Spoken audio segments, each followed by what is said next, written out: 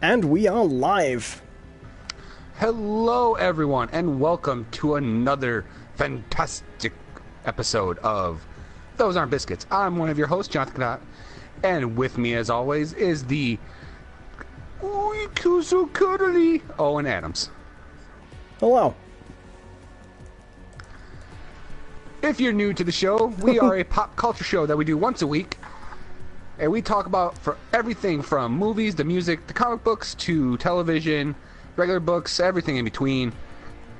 And we do it with your input the whole time. So if you have questions, you have comments, you have, thoughts, let them fly right there in the chat. We'll read them, we'll respond. It's a good time for all. This week, we are playing Fortnite again because it's a good just go-to. Yeah, a pretty good go-to. Yeah. So, how you been, Owen? Oh, I'm broke but I'm happy. I'm poor but I'm kind. I'm short but I'm healthy, yeah. Because what it all comes down to... Yeah, I'm pretty good. How are you? It's very truthful. I am also brave but I'm chicken shit. But not in the sense of a metaphor. I'm a man composed of chicken shit who fights dragons. You didn't know this about me, but I've chosen today to reveal it. Oh, see, I thought what you're going with is you're a man made of completely of chicken shit whose mother turned into a bear. Oh, well. I mean, it's possible. The question is before or after. Like, which caused the other, Like, This is a little-known thing about human beings, that if your child does actually turn into chicken shit, it's a genetic response that you will then turn into a bear. Right, it's one of those weird, key markers in the DNA where it's almost a defense mechanism, right? It's to protect yourself from the chicken shit. Because as far as genes concerned, your child can die as long as you are still able to make it. From that dangerous, dangerous chicken shit. Well, have you seen it shoot a bow? That's true. Alright. Hello, Fuzzy in the chat, and hello, Emile DeForge, who says, hello, is it just me, or do you just keep on starting later and later?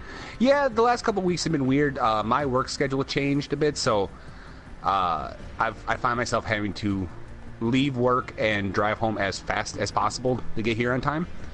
It's just you. Yeah, actually, I was trying to make you feel better, Emile. The truth is, it's you. You've lost your sense of time. You're falling in a void. You're like that kid who is friends with the dog. Noon. It's actually 12 p.m. everywhere in the world except your house, Emile. Yeah. Gee, Mr. Peabody! The podcast is late today! Well, Sherman... Shut up. Sherman, you realize how hard it is sticking to a fucking schedule? Week in, week out. For no money, Sherman. What? Listen here, Sherman, alright? Some people have to pay bills, alright? Some people have to pay some goddamn bills, alright? Do you know what that's like, Sherman? No, because the real world hasn't slapped you in your stupid bulbous head yet. Shut up! Shut the fuck up, Sherman. Sherman. You know any other dogs with an online profile, Sherman? You know any other dogs who could do basic sound engineering and travel through time? Sherman. Look, Sherman, as much as I want to devote as much time as I possibly can to 148 subscribers, alright, sometimes the dollars per hour matter more, alright? Sherman! Sherman!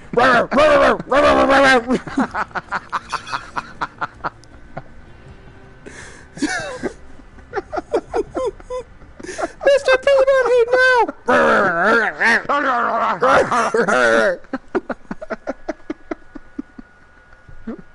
And that's when Mr. Peabody was put down.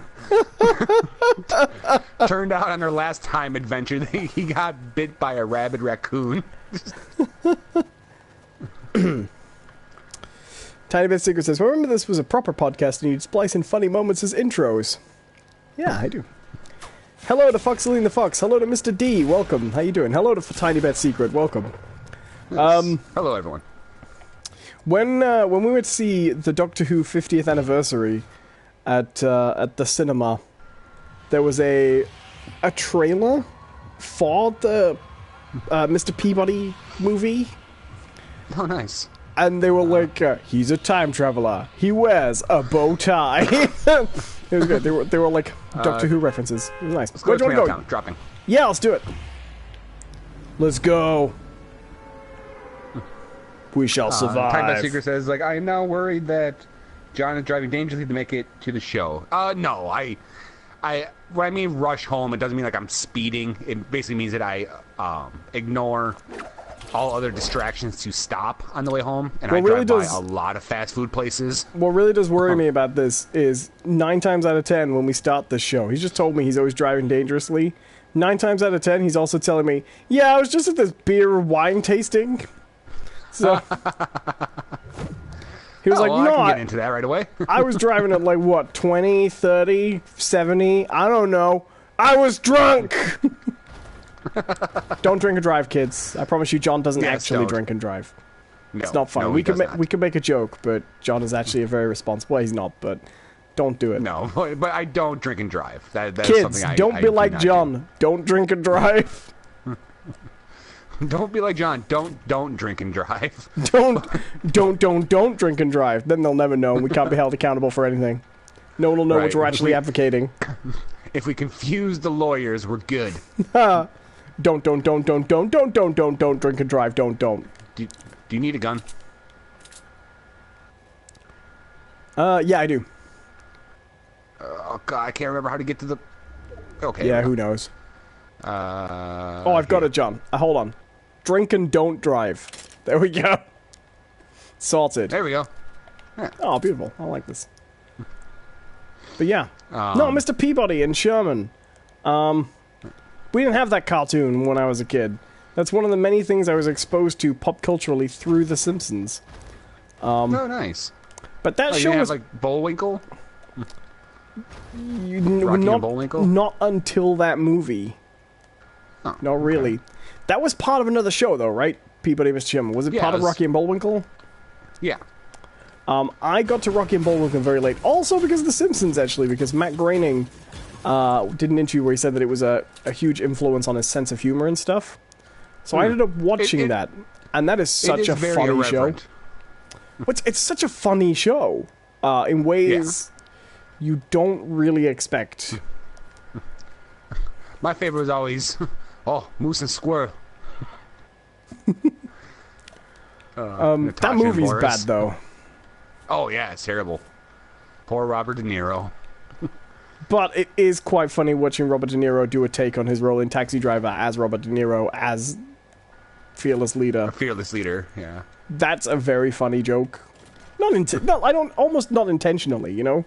It's the whole wider context that makes it funny, but that's also one of those movies that was like, you know, there's that joke in Family Guy where they say, next, it's the TV announcer, they say, next up, it's Julia Louis-Dreyfus in It's Just Sad Now. The show's just her going, come on, anybody? Like, I always thought that joke was kind of weird because I don't think that about Julia Louis-Dreyfus at all, right? But I absolutely think that about everything Jason Alexander has ever done that isn't Seinfeld. Right. Well, because he always, like, the weird thing is that he always plays not necessarily the George character, but he plays the Larry David character, you know? Right. Except, like, the only thing I ever remember him being was any good, and it's because it's a pretty good movie all around, is Pretty Woman, right? He was in that. Consider that a really good movie. I don't really care for it. Oh, I think it's okay. But there's a movie, like, isn't there a movie he was in where he played basically the same character as he played in Pretty Woman, right? Except the thing was he had a tail. What film was that where he had a tail? Shallow Hal. Oh, he was terrible in that film. And that film is terrible. Yeah. Oh, yeah. It's funny because that movie really tries hard to, like, have, like, a good message. Right. But it doesn't land at all. After they've spent the whole film being obnoxiously cruel. Well, because, like, the whole premise is like... Gwyneth Paltrow's fat and it's funny. That's the premise. No, it's like, okay, you will only see them as, like, their inner beauty. But when they say, oh, you're inner beauty, they immediately pick the traditional blonde, skinny woman, which suggests that the bigger woman couldn't be beautiful either. Like, there's no way that anyone would ever see the bigger woman as inner beauty, you know? So that's... It's a really bad film. It's kind of a... Yeah, it's pretty bad. Emil DeForge says, John, just give up your ethically questionable job at the casino and get money from Owen's slightly more ethically questionable get-rich-quick schemes. Well, I mean, I did. If you ask Owen, there's nothing questionable about him. They're 100% legit. Mr. D says, Shallow Hell is certifiably horrible. Yeah, no, I agree. I mean, I've got a whole raft of new get-rich-quick schemes. The only problem was, like I said last week, I've not been particularly original. My last get-rich-quick scheme was that we try and get John to assemble the Infinity Stones and remove half of all life from the universe. But, you know... Which, like, I told Owen, like, I wouldn't do that for money. I would do that for fucking fun. Well, I noticed, by the way, that... did you see this news story that they're adding Thanos to Fortnite? Oh, yeah. Yeah. And I think that's really interesting because Fortnite's in a huge bubble right now, and it is kind of fitting because when that bubble bursts, half the player base is going to disappear. Right. And I think Thanos... I'm curious because apparently one of the weapons is the Infinity Gauntlet that they're going to add to it. Wouldn't it be great if just half the players just immediately died? Oh, God, that would be great. And it was that animation, like the. Oh, people would be so pissed. Like spoilers. Every time he appears in game, it spoils Infinity War. And that's the weapon. If you get within range of him, he spoils the whatever the most recent Marvel movie is. Oh man, I'd watch that. Yeah, I would. So yeah, we're just hanging out here. Yeah, I'm just waiting to see where the circle goes next. But yeah, no, I promise you, I've been a little out of Salt Lake because I've been kind of busy and distracted. But I promise you, because I know people like it, I will make sure we have a new get-rich-quick scheme for John next week, or if I'm very quick on my feet, by the end of this show. And that'll be good, because that'll sort things out. And the thing is, like, this show is about making money, and we've got to use the most valuable and lucrative resource we have. John. Right. Like, don't get me wrong, like, I've been, you know, hesitant about Owen's plans, but I do recognize that the only way we're going to make money is if we monetize me somehow. Right. And don't get me wrong, that's not an arrogant thing. That's a realist thing, all right? I'm just too damn pretty. Yes. Well, I mean, I was going to tell you, the reason the one I had for this week isn't mentioned yet is because I don't think you stand on the docks with a sign for 3 hours really qualifies as a scheme as much as, you know, business as usual. Yeah. All right, let's go.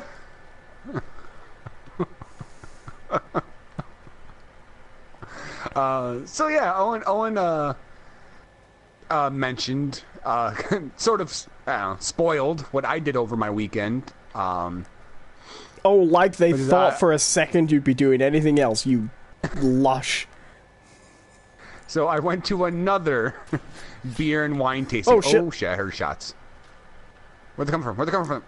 I believe the direction I'm running towards. Oh nope, crap! Behind you. Oh, and in front of me. Yeah, I'm down. I'm in Stonehenge if you want to come rescue me. But the guy's on top of the hill. Oh, shit, John. Oh, wow, there's guys all around us.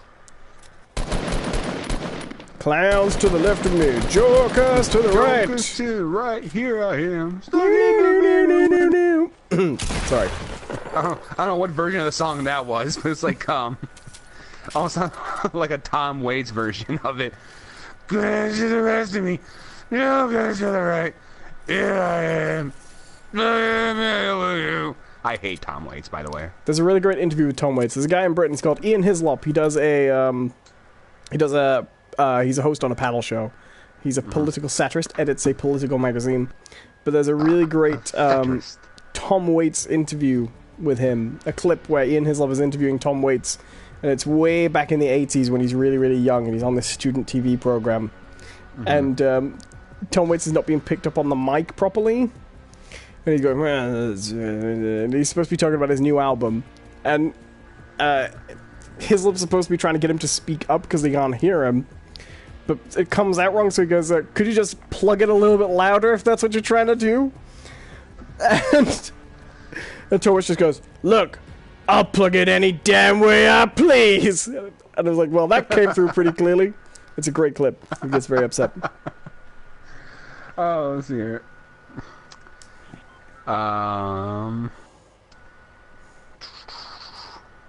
Emil DeForest says, you find a golden scar and immediately die from the gauntlet. Yeah, that'd be great. Mr. G says, a massive spoiler alert flashes up. That'd be great. Tiny by Secret says, I feel like a royal wedding would be a good, rich, quick scheme. Yeah. So there's the scheme. I have to marry Prince Harry. Right, but he cannot find out Meghan Markle gets their hands on him. He can't find out that you aren't a sultry European princess until the deal is done. Is she a princess? I thought she was just an actress. No, but how are we gonna get him to fall for you instead of Meghan Markle?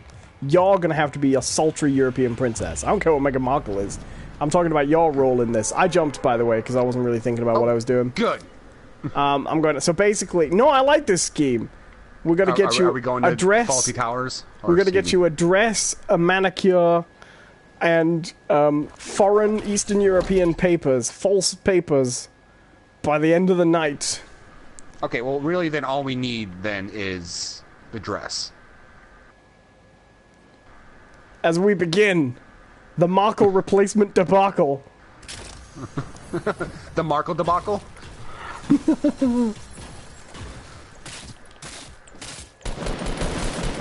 Oh, I'm dead. I'm very dead. Oh, well. I'll probably be there shortly. Mr. D says, Ian Hislop always reminds me of a highly educated pug dog. Yeah, I think that's a good look. Mr. D says, it says a lot about this podcast that Owen sees John as a resource. Well, I mean... Yeah. There's a reason why the department is called Human Resources, okay? People are resources. Hello to Savannah. How you doing? Welcome. Fuck! Oh, dear. What did he give me with? This guy looks like War Machine. Except he can walk really well. Like, I'm having this thing where, like, when I die, I don't even get to see the shots hit me. It's just, like, blink and I die. He had a trap on the ceiling. That's what got me? I think so. Usually you see it that got too. you, babe. Sorry. I don't know why I'm... But yeah, so what I did on my weekend, I went to another beer wine tasting event, and this one was much bigger than the other one. This one, they use a hockey arena to fill it up. With wine? Just... well, vendors. Just a giant glass of wine. Just everyone on the ground. Just 200 people all just finding their spot on it and start licking the ice. I was picturing it like the ending of Deep Impact. Get to the high ground! The wine is coming in! I'm like Tay Leone, I'm scared, Dad! Just a red tide. Right, not the tidal waves you went to, but the fact that Tia Leone would be there. That was... Yeah. That was... like Deep Impact. Tia Leone will be there. Okay, you set the goal. We'll go for it. Alright, yeah, let's do it. Alright, I'm gonna jump out over Loot Lake. Nah. So does that mean that you think Bad Boys is like Deep Impact? Because they both have Tia Leone there at the end. Well, I mean, we basically have the world-destroying comedy duo known as Will Smith and Martin Lawrence crashing into her world. The comedy-destroying impact of... I like that your idea that Martin Lawrence and Will Smith together, their comedy is basically equivalent to an asteroid hitting the Earth. In how many laughs it leaves behind afterwards. Right, yeah. I'm not a huge fan of Bad Boys 2, but I do actually like Bad Boys 1, just for Martin Lawrence spending the whole film going, I'm Tom Landry. Just the whole movie. Just because... You mean Mike Lowry? Oh, is it Mike Lowry? Is that what the name? I don't remember his name. It's been a while since I saw the movie. I'm Tom Landry. Who the fuck is that? Just Tom Landry. My name is not Tom. Mike Landry. Wouldn't it be great if that was how the scheme fell apart really early in the movie? Martin Lawrence just comes in and gives the wrong name. His best friend and partner's name. Will Smith's like, wait a minute. Tom Landry. Wait a minute. You think my name's Tom Landry? Oh, I don't remember. It's been a while since I saw it. I don't think you know the film well enough to correct me on the name. It came out in, what, 1992? I'm saying like Mike Landry. That didn't sound right. Well, that's not what I said. I said Tom Landry. So whatever. Clearly, See, this is that's bullshit. how bad it was. Like my brain rejects it. Like it's just like no, that's so wrong. You can't possibly contain that knowledge. But I have seen Bad Boys 2, and I don't remember anything about it. The only part of that movie I thought was remotely funny, and it's crass. It's really crass. But there's this whole bit where like the movie opens up, and one of the setups is like, oh shit, someone's shooting grenades in here. I don't know where he is. I see him. Number? Give me a number. 210. Oh god, he's on the roof. I'm dead. Fuck. Save me, John. I'm outside. Fuck you! Run, John! Oh shit! I didn't mean to pick up this gun. I think my favorite thing about the Bad Boys movies is their attempt to make Joe Pantoliano the grizzled, angry boss cop, but he's like 12. Do you know what I mean? Right.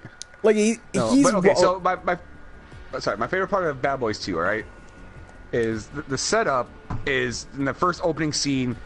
Martin Lawrence accidentally gets shot in his ass by Mike Lowry. Do you know what? I remember that bit. Okay, so there's a bit later on where they're at this electronics store, and of course, what always happens in an electronics store is in a movie from the 90s / early 2000s, somehow they turn on a device that broadcasts their conversation to the whole store. Oh, this is the bit. You need Jesus. Yeah. Yeah.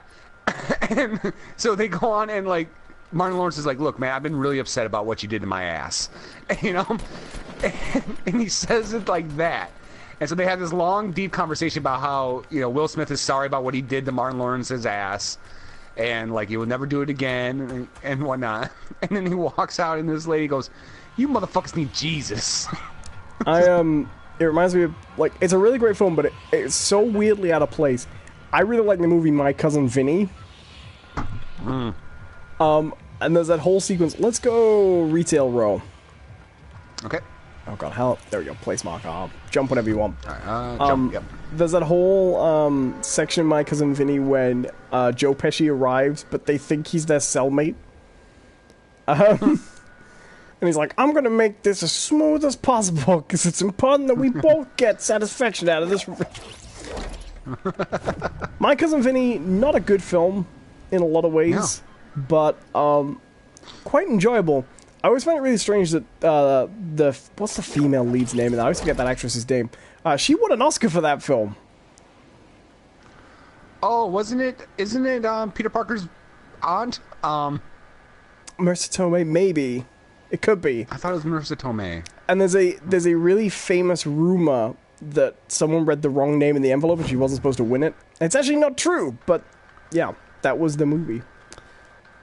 But I like My Cousin Vinny. You know, it's I think that movie's got a lot of heart. I don't even know what this thing is. What did I just pick up? I don't know. Does it look like a... I'll throw it. Oh, God! It was an instant build thing. Whoa, well done. That would have been really, really useful at the end of the match. Yep. Well done, John. Now no one will know where we are. You're bad at this. So come on, tell me about your wine tasting. Alright, so yeah, I went to this wine tasting thing, and it was pretty big. I think there was like 25 or 30 different vendors, either like craft brewery or brewers or vineyards, you know. Can I ask just a quick question? Are you a wine fan? I know you like your craft beer. But I do. How do you feel about wine? Cool. Good stuff. Do you like red, I like white, wine. both? Well, you know, I like a bottle of red, bottle of white. One after the other. It all depends on your appetite. I am not a red wine fan. Red. Okay, sorry. There's so many wine songs. Do you remember when Paris Hilton ripped off Red Wine? Not Red Wine. Ripped off the other UB40 song from that album. And look, it's a completely different song. Was that song called like Stars Are Blind or something like that? Something like that, yeah. And then there was this interview where they were like, yeah, we were just listening to these UB40 albums when we wrote it. No, I like, I heard shots. Oh, found him. He's up. He's out. You can come get me. I'm safe for the most part. He's building above us. There's this giant platform. Oh, no. Save yourself. Wouldn't it be great if I now revealed that I just... I am ashamed that I know that is the stars are blind. I wish when you said, you know, save yourself, I could have actually been like 100 meters away, running from the point you got shot. But I was actually trying to save you.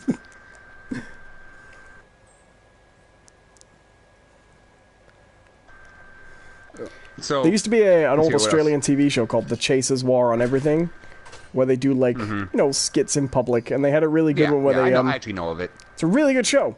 They had a really great one where they tried to return Paris Hilton's album to a Hilton hotel.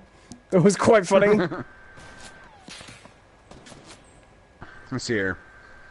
Mr. D says, did they by any chance explain how dry wine can be dry when wine is in fact a liquid? Ho ho ho ho! Ho ho ho! Jokes! He's got jokes! This is not even remotely complicated to anybody who's ever drunk cranberry juice. Like, dry liquids, they have a very specific character. Yeah, in fact, they leave your mouth dry when you're done. Yeah, which dry wines often do.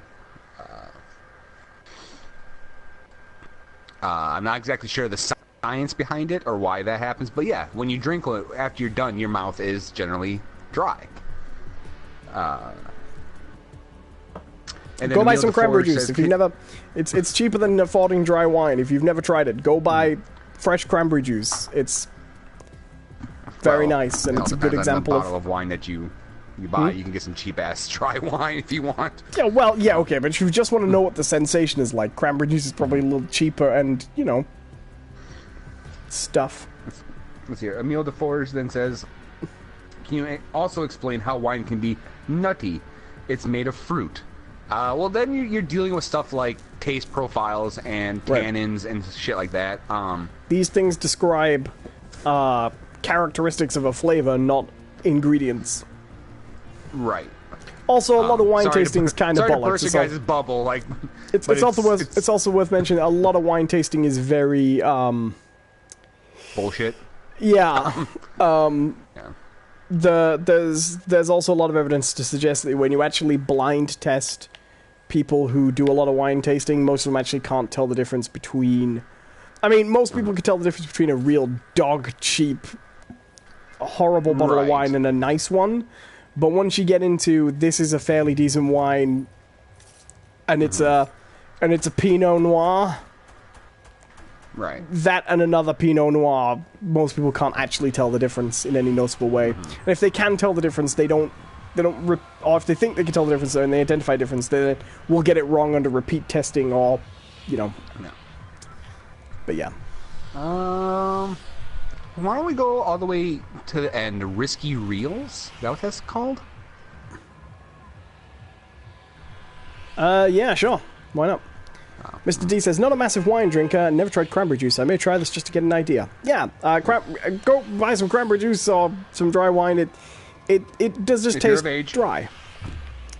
Og says, yes, there's an obvious difference between $2 chuck and a good wine. Yeah, really cheap wine versus nice wine. Even not very expensive nice wine, but, a decent quality wine is a very obvious difference. But the difference between a $100 bottle of wine and a $20 bottle of wine, or a $1,000 bottle of wine, from there it all becomes much, much, much muddier as to whether or not you can actually tell the difference. You can tell the difference with a very old bottle of wine, because wine improves with age, unlike spirits, but... Well, some spirits, like whiskey, will improve with age as well. Oh, God, well, no, whiskey... I'm down. Whiskey improves with age in the cask. Whiskey doesn't improve with age anymore once it's bottled. Oh, sure enough. Oh, that was a quick round. Yeah, I mean, like, the thing is, like, how I feel like with most tasting and experts in the situation, there is a certain amount of pageantry and drama thrown into it to kind of make the profession seem necessary. Right. It's an extravagance. It's a luxury. A sommelier. They cater to. They cater to luxury. They're not necessary. Right. Like I said recently that we went out to a French restaurant recently, but it's a chain French restaurant, if you know what I mean. Where the experience is very much the pretense of luxury, if you know what I mean. I mean, it costs, but not what a genuine place would cost.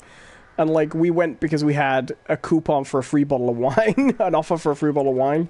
But when the wine came, they asked if we wanted to taste it first, things like that. And I was like... And it was like, and it was nice they asked, because that was part of the whole experience of being like, you're doing this, luxury thing. You're at a restaurant where they ask if you want to taste the wine. But I do wonder what they would have done if they'd been like, yeah, and also this is not appropriate. Please send it back with the free bottle. Like, how much? If you went and you were paying actual restaurant wine prices, you get to do that. But I wonder how long they put up with it on the coupon. Right. You pick. Alright, let's do... let's try Anarchy Acres again, because we're a little further away from it. Let's jump once we get over Tilted Towers. Mr. D says, yeah, 15-year whiskey will forever be a 15-year whiskey. As soon as it's removed from the cask, it... Oh, this is going off the edge of the chat. Something would and drink that was previously in the cask. Yeah, pretty much. Some drinks age in the bottle, some don't. Right. Okay, it says house wine is usually decent. Yeah, pretty much. Yeah. No, I mean, it's just wine is one of those things where if you like it, you like it. If you don't, you don't. But then if you do like it, you have the opportunity, I guess, to add some complexity to what you enjoy. I guess if that means anything, It's also true that a wine can be, unlike a lot of other drinks, a wine can be surprisingly good. Like, I like some expensive whiskeys, but when I buy one, it's probably always the same. You know what I mean? Right. Whereas you can get a bottle of wine and go, that is a really good bottle of wine. You know what I mean? And getting into the nuance of why that is interesting to people if you like wine, I guess. Right. And here's the thing. Like, I don't necessarily think that, like, a lot of those... like taste profiles and stuff like just don't exist. I think they do, but it does require a little bit of either insider knowledge or being told. Like, because like I fully believe that there's been a few times where people have been like, oh yeah, and keep an eye out for this taste, and I will notice it then when someone's like oh okay, and I'm like yeah, you're right, because like I think But how much of that is also the placebo effect? Someone tells you it's supposed to taste like something, then you go, yeah, but if they'd given you any glass of wine that, broadly speaking, had the same sort of flavor and said that to you, do you know what I mean? Well, I guess it's one of those things. It's that real mysterious taste profile. What's it called? Umami? Right. Right? Where the it's one that's kind of, supposed to it's land kind of between sweet, sour, bitter, and everything. Right, but it's also like a very blank flavor, because like sour can have different types of sour. Like there's like a vinegar sour that you would get like with a pickle or a gherkin. But there's also like a sweet sour. Like if you had like a really super sweet candy, it can also taste sour, like a Cabbage Patch Kid or something like that. And the same thing with bitter, right? There's like a baking chocolate or dark chocolate bitter, but then there's also a bitter that comes from like a beer, right? And they're different. Right. And the same thing goes with this umami, is that because it's a very blank sort of flavor. I have a grenade launcher over here if you want it. I don't want it. Yeah, I'll take it. Have you picked it up, or are you just standing near it? No, it's around the corner. In the hay bales. Is this a ruse? Is this your attempt at seduction, sir? You want to see my grenade launcher? Come around the corner to these hay bales and I'll show you my grenade launcher. Fire one! Don't worry, they don't explode right away. But yeah, like I think a lot of wine falls into that category where they have kind of an undefinable flavor until you add a context to it. Tiny Bit Secret says, I'm enjoying the culture of this week's show, Owen. How many wine tastings have you been to? I've never been to a wine tasting, actually. It's not something I've ever done. And then here's the thing. Okay, like, when I say I've been to this wine tasting, it maybe sounds like kind of a snobbish affair.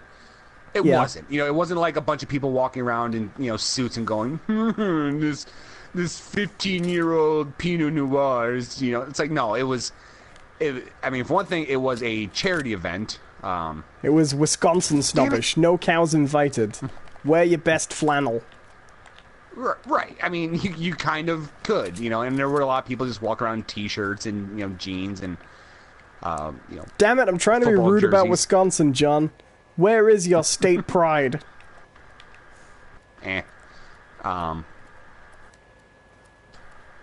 But yeah, so it wasn't like, Savage Fair. They weren't, they weren't carrying around escargot on trays and bullshit like that. It was, it was a bunch of people. Everyone paid $30 to get in. You walk around, and you got drunk on little samples of wine and beer. That's pretty much what it was. Hog says, we had a wine shop where I used to work. It was kind of fun tasting kinds I hadn't had before. And Sinister Minister says, in Vermont, we got to hard cider tastings. I always think this hard cider thing's really strange. Because... Okay, across the way, 195, there's a pair. I wonder if I can make this shot. No, just call attention on us. Did you make it? Nope. Yeah, I thought not. But then it disappeared. They don't have no idea that we were here. Yeah, I always find it really strange that Americans refer to cider as a non-alcoholic drink and then hard cider as the alcoholic one. Because here, cider is obviously only the alcoholic one, but it's also like a whole genre of... Like, it's a very common thing in pubs and things like that, So it seems kind of strange to me that it wouldn't be, like, so common there. Right. Well, I think the thing is that probably for, like, a very long time ago, there was apple cider, which is basically just unpurified apple juice. It hasn't been... Like, there's still, like, pulp and there's a cloudiness to it, and they consider that cider, and usually they add, like, cinnamon and shit to it. They consider that cider. I wonder if it predates... somehow differentiate. I wonder if that predates Prohibition or not. Or if it's one of those things where pre-Prohibition you had usage same as here, and then during Prohibition the apple industry... still produced quote-unquote cider, and then when things went the other... Do you know what I mean? The same way Coke really found dominance during Prohibition. Prohibition changed a lot of stuff like that, didn't it? Yeah. Let's see here. Orcas and sparkling cider is what... Oh, shit. I'm being shot at. Yeah, me I have no idea where they are. They're at, they were at about 240. There they are, John. I see them now, yeah.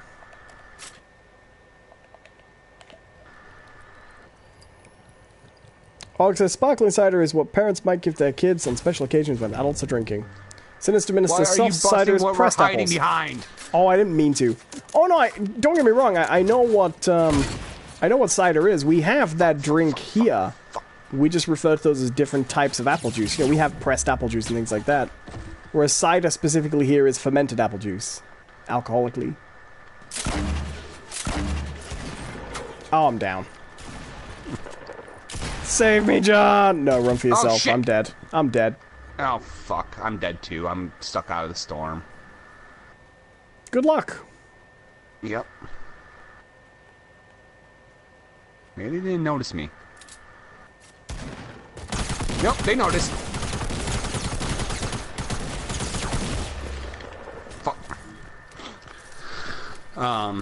But yeah, like, the US is the only place that has that, like... That usage of cider as a soft drink.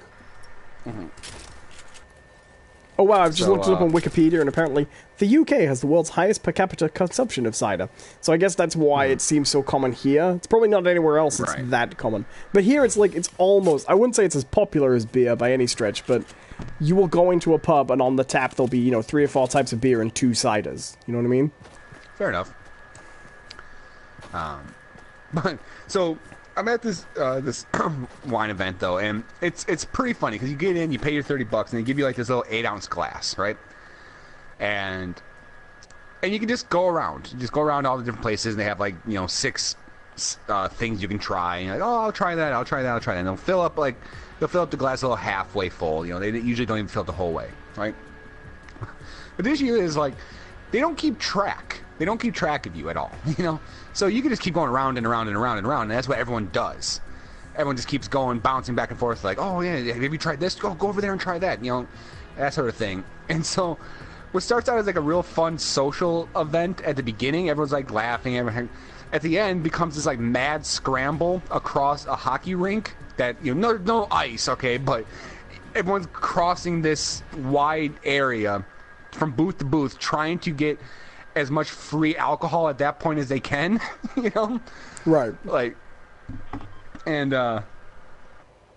yeah, so that's kind of what it became, and everyone's just like, they're trying. There is a sort of pretense where people are like, oh yeah, well, I tried the IPA over at that brewery, and it's okay, it's a little bitter for my taste, and lacked any flavor. You should give it a shot, and, but really everyone's like, oh yeah, the blueberry pumpkin stout. Yeah, sure, I'll try that.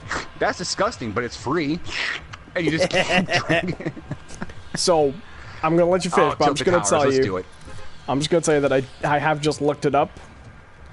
Yes, the cider industry in the U.S., the alcoholic cider industry in the U.S. was killed during Prohibition, and there's an article here about how temperance people broke into orchards and uprooted all the trees, leaving only dessert and cooking apples.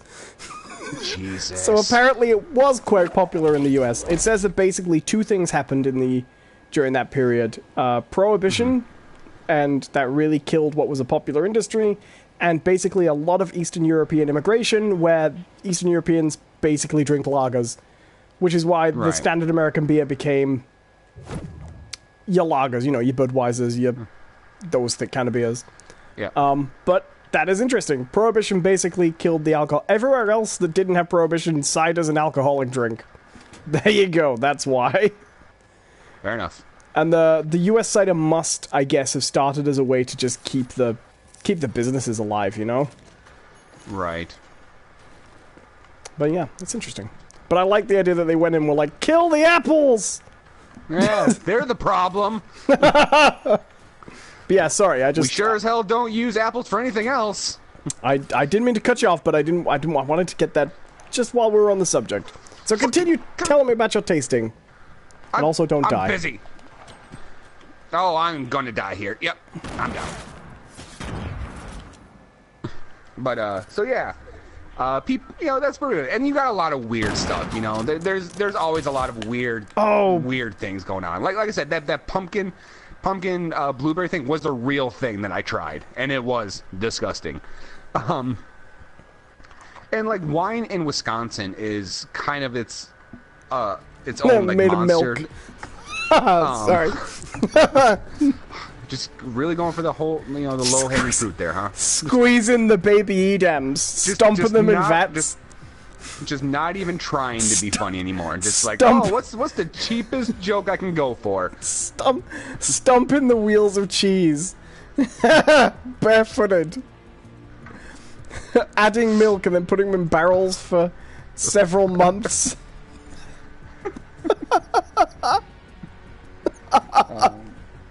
Oh, I made myself feel ill. Yeah, that's really fucking gross, man. Like, isn't that kind of what cottage cheese is, though? Really? Tiny Bit Secret says they have cheese and wine nights without the wine. We do. Cheese and cheese nights. Yeah, I've been to a cheese tasting event as well. I'm not gonna lie. Did a taste of cheese? I kind of like the idea that it was actually a job fair. Just the whole event did actually just taste of cheese for some reason. Let's try Snobby Shores. Yeah, sure. A lot of the places have changed, right? Yeah, well, yeah, they rearrange them where they are. Our go-to spot is like destroyed now, though. Oh, I know. I'm really sad about that. What's there instead? Have we been there yet? It's a giant crater. Like two of the warehouses are there, and one's like half destroyed, and then there's a crater. Nice. Og says, I know someone who likes pumpkin beer. I can't agree with them. Yeah, you should not be their friend. Is it made of pumpkins or is it pumpkin spice? No, the one I tried was actually made. I see a chest that's way far away from where we're landing. I'm doing it. All right, but the one that I had was actually brewed with like dried pumpkin. Fortunately, this whole conversation has given me a new get-rich-quick scheme for later on we can try. Oh, good.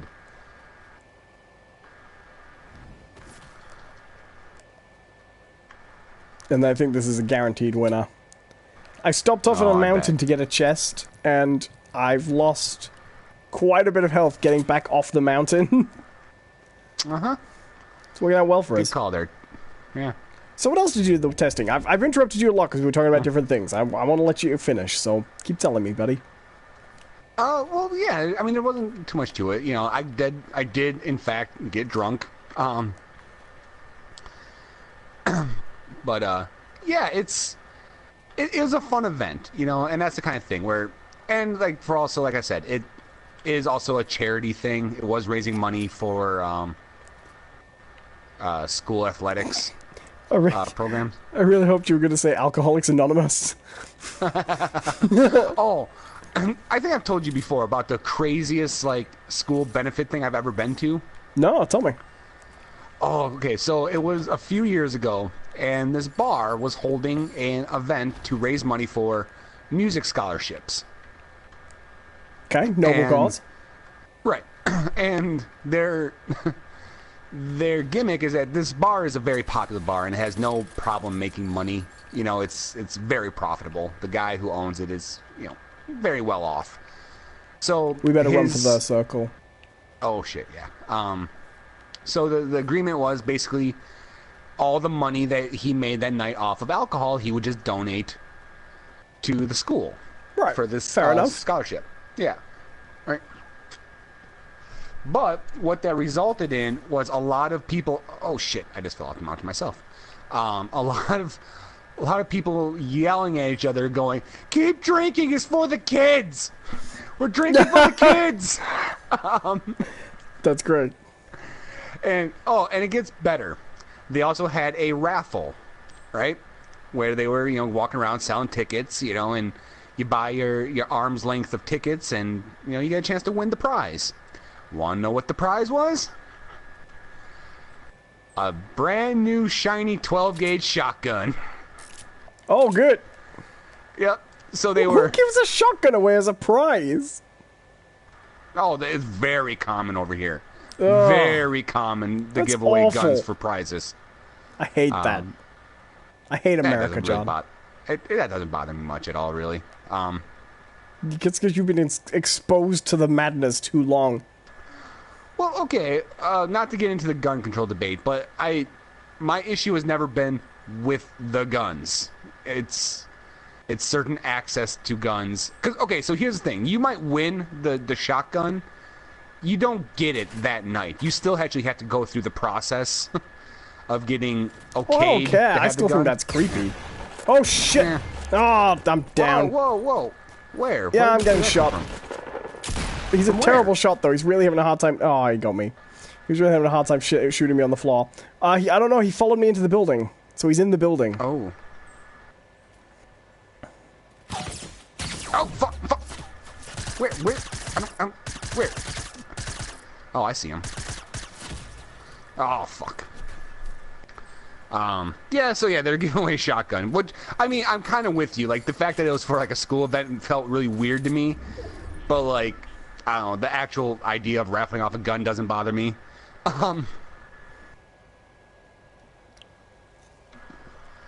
But, yeah, so that was kind of the craziest one I've been to. And so basically they were they were really pushing hard for people to try to buy a gun, essentially, and get ridiculously drunk to raise money for school music scholarships. Fair enough. And it worked. From what I understand, they actually raised something like $15,000 that night.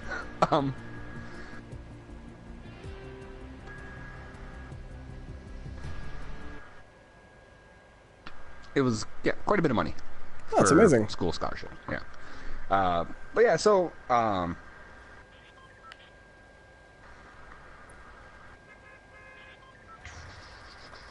I'm just reading the chat real quick. Here, Or Chaos says Adam's cheese hat is sharp cheddar and Steve's cheese hat is mild cheddar. Okay. Not sure where that came from, honestly. And then Tiny Best Secret says, yeah, I'm with Owen, that's ridiculous. We have restrictions around giving away alcohol. Okay. Well, that's a little different, though. Like, we at work, we'd have raffles and give away prizes, but, like, unofficially, but we have... I think our giveaway laws are more like, let's do Fatal Fields, by the way. Sure. We recently had some things coming in that basically supermarkets aren't allowed to put alcohol on offers in the same way they were. Okay. Because there was a lot of concern that a lot of binge drinking and stuff was being caused by people who were just basically getting, deals on bulk orders of alcohol and booze and then getting absolutely smashed before they even hit the bar, Right. Well, there was nothing. They weren't giving away alcohol. Oh, no. I think what she's saying is we'd have it. Well, I don't know. Yeah, I know what you mean. But yeah. Well, we do have restrictions on giving away alcohol here as well, and certain things too. Not that it stopped. Last time I went to a work event and we had a raffle, all the prizes had alcohol in, and every Muslim winner was quite upset about that. Didn't work out well. I've tagged Wailing Woods. Is that where I said we'd go? No, you said Fatal Fields, which is where I'm at. Yeah, I tagged the wrong place. I'm at Wailing Woods. I'll see you soon. Oh, yeah.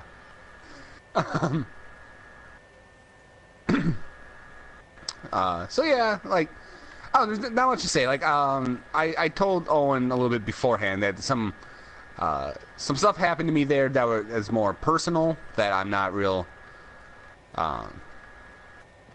probably not going to reveal here, but good things. Good come on, John. Tell them about how you got your rash. Well, no, that happened. That happened one lonely night at a truck stop. I'm dead, by the way. There were 2 guys where I landed. Great. Good luck. We get to watch John play. Thanks. But no, it was a good time. I enjoyed myself thoroughly. You just missed the chest. Did I? Yeah. Oh. So, question of the day then. That seems like the most pertinent question. What does wine taste like? You should know now how to answer this question. Yeah. But it tastes... I mean, it all tastes different. Teddy Betsuka says, was the gun in a school? I don't think so. That would be a very dark ending to that story if the culmination was that gun went on to be involved in a school shooting. The same school they've been raising money for. That would be like a... Yeah, that's pretty dark. That would wrap everything up in like a poetically awful bow, wouldn't it? Sorry, there's no joke there. I just think that would be... Yeah, it's just kind of fucked up, really. You have a problem. I'm sorry, the thought came to me and I expressed it before I realized how horrible it was. Which sums up most of this podcast, but it's not normally that bad. Oh, fuck, I missed. Yeah, you show that stare. Oh, come on! One of them could have gone down. I hit them both twice. Master says, let's face it, probably did. No, it didn't, probably. There's been no school shootings in my neck of the woods. Yet. Jesus. I'm going for the whole prophetic angle, so people... And the aftermath of the chaos, people will listen to this show and be like, how did they know? And we'll get some views out of it. T-shirt sales, you know. I'm sorry. It won't happen again. Well, no, because I get the sense that, like, look, I'm not necessarily pro-gun, all right? I am liberal about these sort of things. I think, gun ownership should be restricted, be very heavily restricted, stuff like that. But what we're speaking about here isn't necessarily the gun issue, all right? This is, like, there's a realism thing here where guns here are, like, where I live, are not very... They're not really thought of that much. And we're talking, it's a cultural thing, so... Oh, sure, I get that. Right, so, like, honestly, like, saying, like, all that stuff is actually more kind of damning of, like, the culture around here than what actually happened. Sure, but I guess one point we're trying to make is that the further away from the culture you get, the more absurd and gross that seems. And when you're in the culture, you're kind of blinded to that, but on the outside...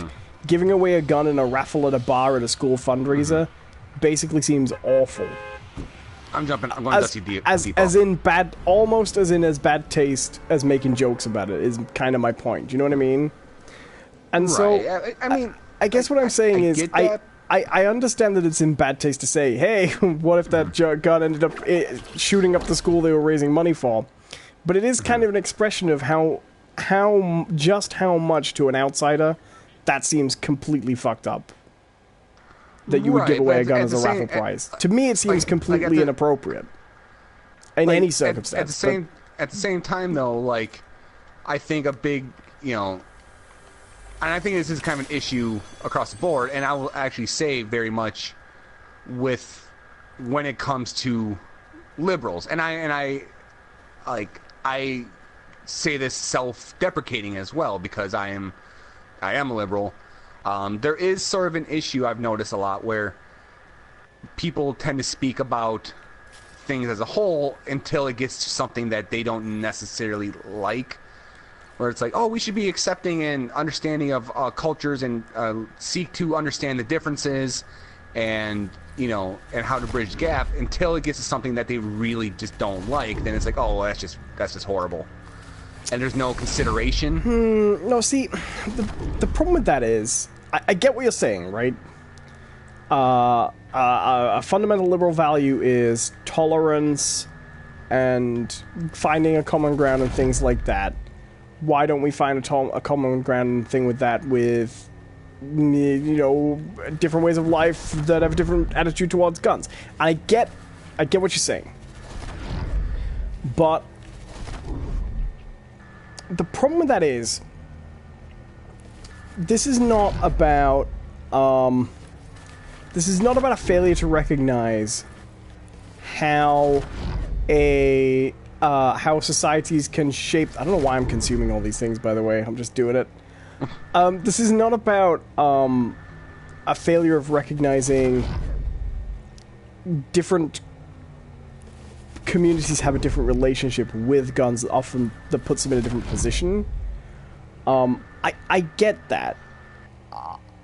It's about... how can I express this? It's about recognizing that certain ethical principles, in my opinion, don't fall under that that different cultural tolerance umbrella, and there are certain things that I think don't. Like, for example, here's a really good example. In my lifetime, I've tried to get more and more tolerant of religious people, because I used to be a very angry atheist, right? But my line is circumcision, right? I don't think unnecessary surgery on children who can't consent, I don't think it trumps that, right? I feel the same way about guns, and that's not a...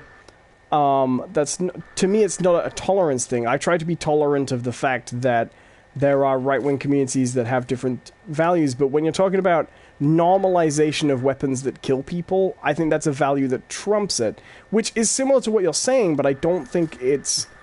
I don't think it is the same as what you're saying. I don't think it's a case of, I have one set of principles until I have my hot-button issues, then I don't care.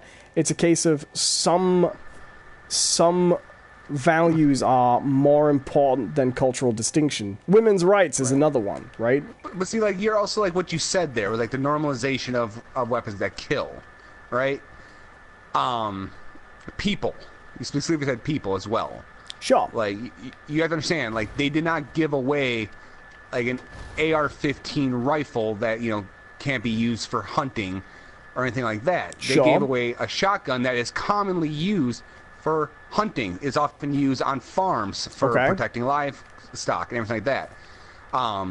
Right, and I would say that the wider issue with guns is that over-familiarization for one purpose leads to familiarization for other purposes, which creates the climate of essentially oversaturation of guns that the U.S. has.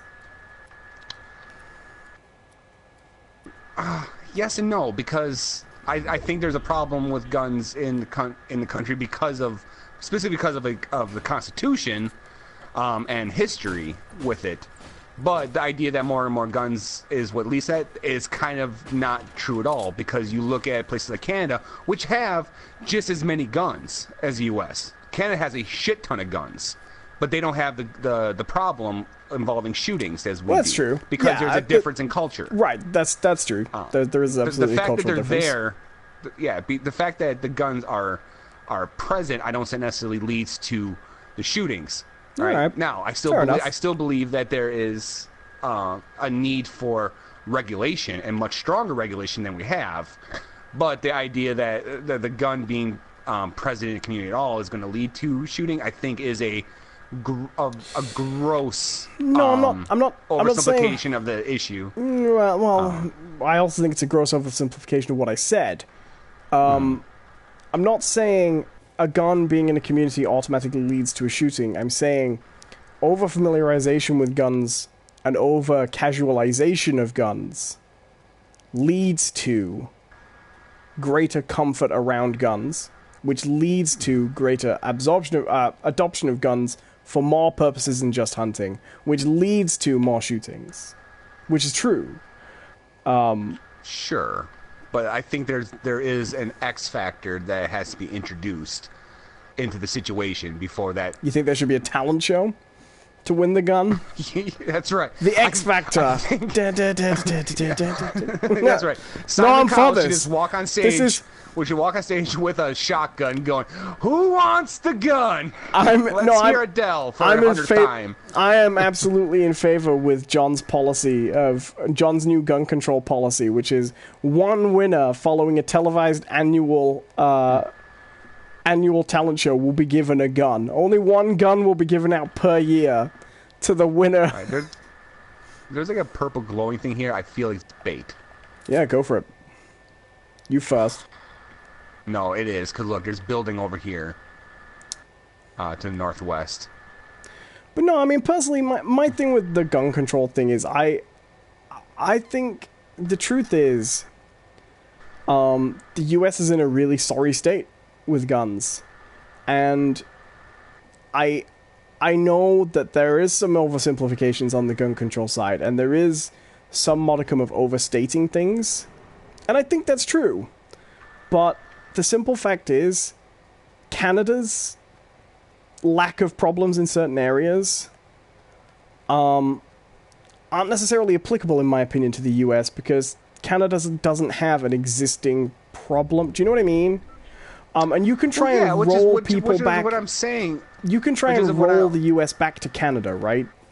Which is what a lot of people want to do. But the problem is, the US is in the situation it is because for too long it's been dominated by basically caveat dispensers. Do you know what I mean? Like, yeah, but every time someone wants to make a direction, there's always like, yeah, but you know, there's this type of gun which is okay for this, and yeah, this, and it gives this, and yeah, it's okay.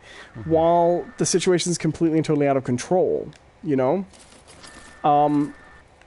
So I sort of feel like, I don't know, I don't think there's too much to lose in overstating a little bit the gun. I don't mean overstating, but I don't think a little radicalism on the issue is really uncalled for at this stage.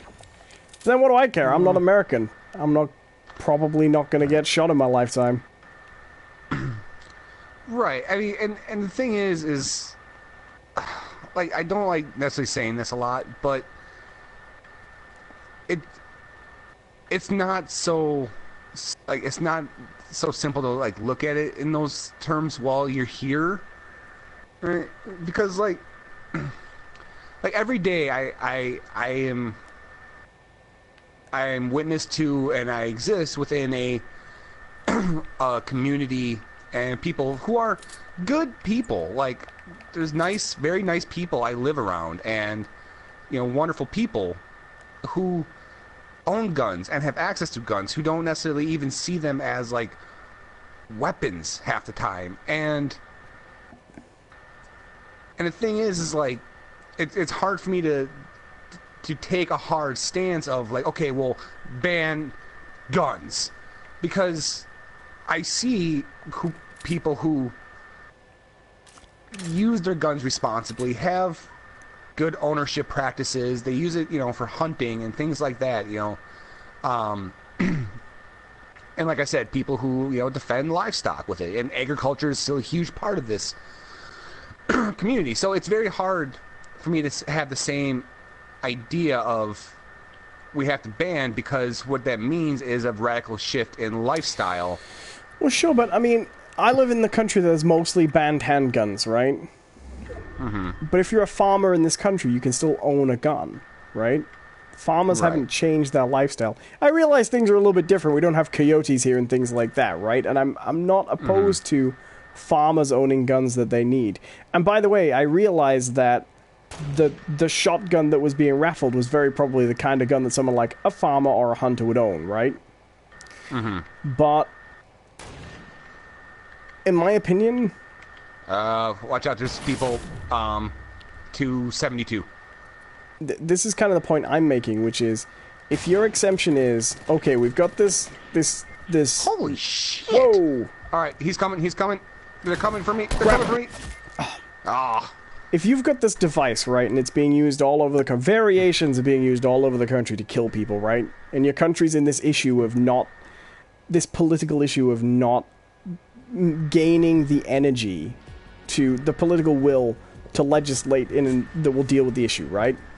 But then there's this other variation of the device, and some people kind of need it for their job, right? Okay? Mm-hmm. I'm not opposed to the people who need them from their job having them, right? I'm saying that raffling one off as a prize is inappropriate given the cultural situation elsewhere, even if that tool has uses as a tool. And that if you're going to preserve the exemption that, yes, but it is a tool and some people need it as a tool, you also treat it like one. You know, there are no well, you know what? There are probably some really sad people. But there is no, like, patriotic tractor preservation society. You know, there's no National Tractor Association that's trying to stop people legislating against devices that stop tractors from being so dangerous. Do you know what I mean? Do you know? And there's no private citizen who wants to buy a tractor just for the purpose of going out and having a really cool tractor to preserve his Second Amendment right to have tractors. Do you know what I mean? Do you know what I'm saying? And okay, I'm sure some people would raffle a tractor, but there's no national killing, people being killed in the streets by tractors. Oh god, I pressed the wrong button, I jumped. And so, to me, that's the climate with which I view that. Like, I live in a country that banned guns, basically. Banned guns in any... Here's another... Banned guns for any practical reason. But they didn't ban guns the way you're talking about. Okay, Owen, hold on. All right. The other big issue that the difference is between the two situations, we're also looking at just geography and size of country. All right.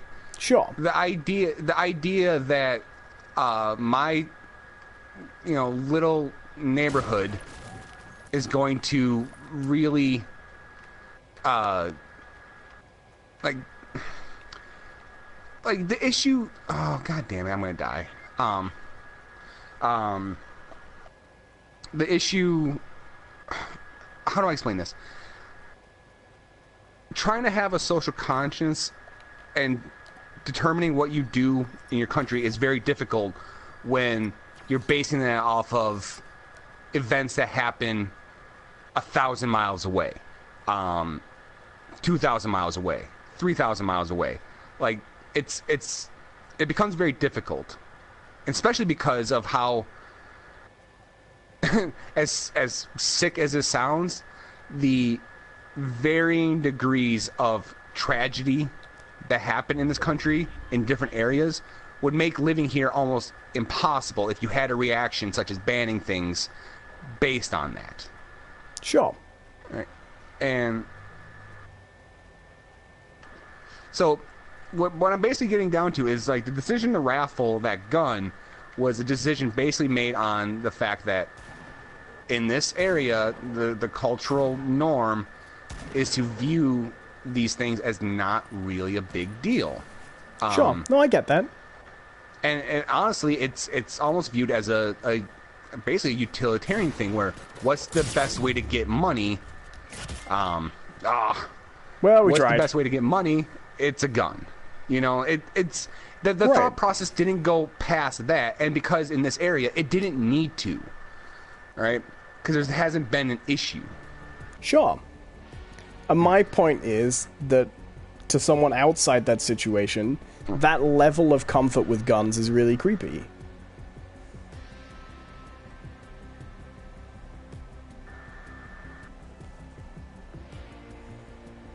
Yeah. Okay, that's fair.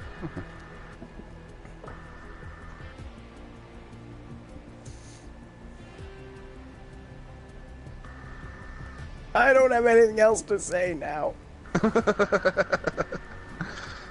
Beer and wine, they're pretty good still. No, I recognize that it's a difficult thing from the inside to see the same as from the outside, right? It's like the healthcare thing. It's very difficult to convince Americans the universal healthcare is really terrific. Right. Like, it's really great. And this whole idea of, like... There's plenty of Americans who wish we had it. I mean... Yeah. It's not exactly a minority, or like a very small group of people. Like, it's a lot of people would like it. It's this thing, like I wish people would get on... Like, I think when finally we get universal basic income, I think that will be like the NHS here, and people will never want to go away from it, and people realize it's a game changer. But it's very difficult to sell people on it right now, because people look at it now and go, what? How the hell is that supposed to work? That's ridiculous. But everywhere they're testing it, it actually works great. You heard about universal basic income? Yeah, I have. You've explained it to me. But the gut reaction is like, well, how does that work? Do you know what I mean? Like, even me, when I first heard it, like, just give people money? No, that can't work. But apparently it works great. And I hope it comes, because... Socialism, yay! Hey.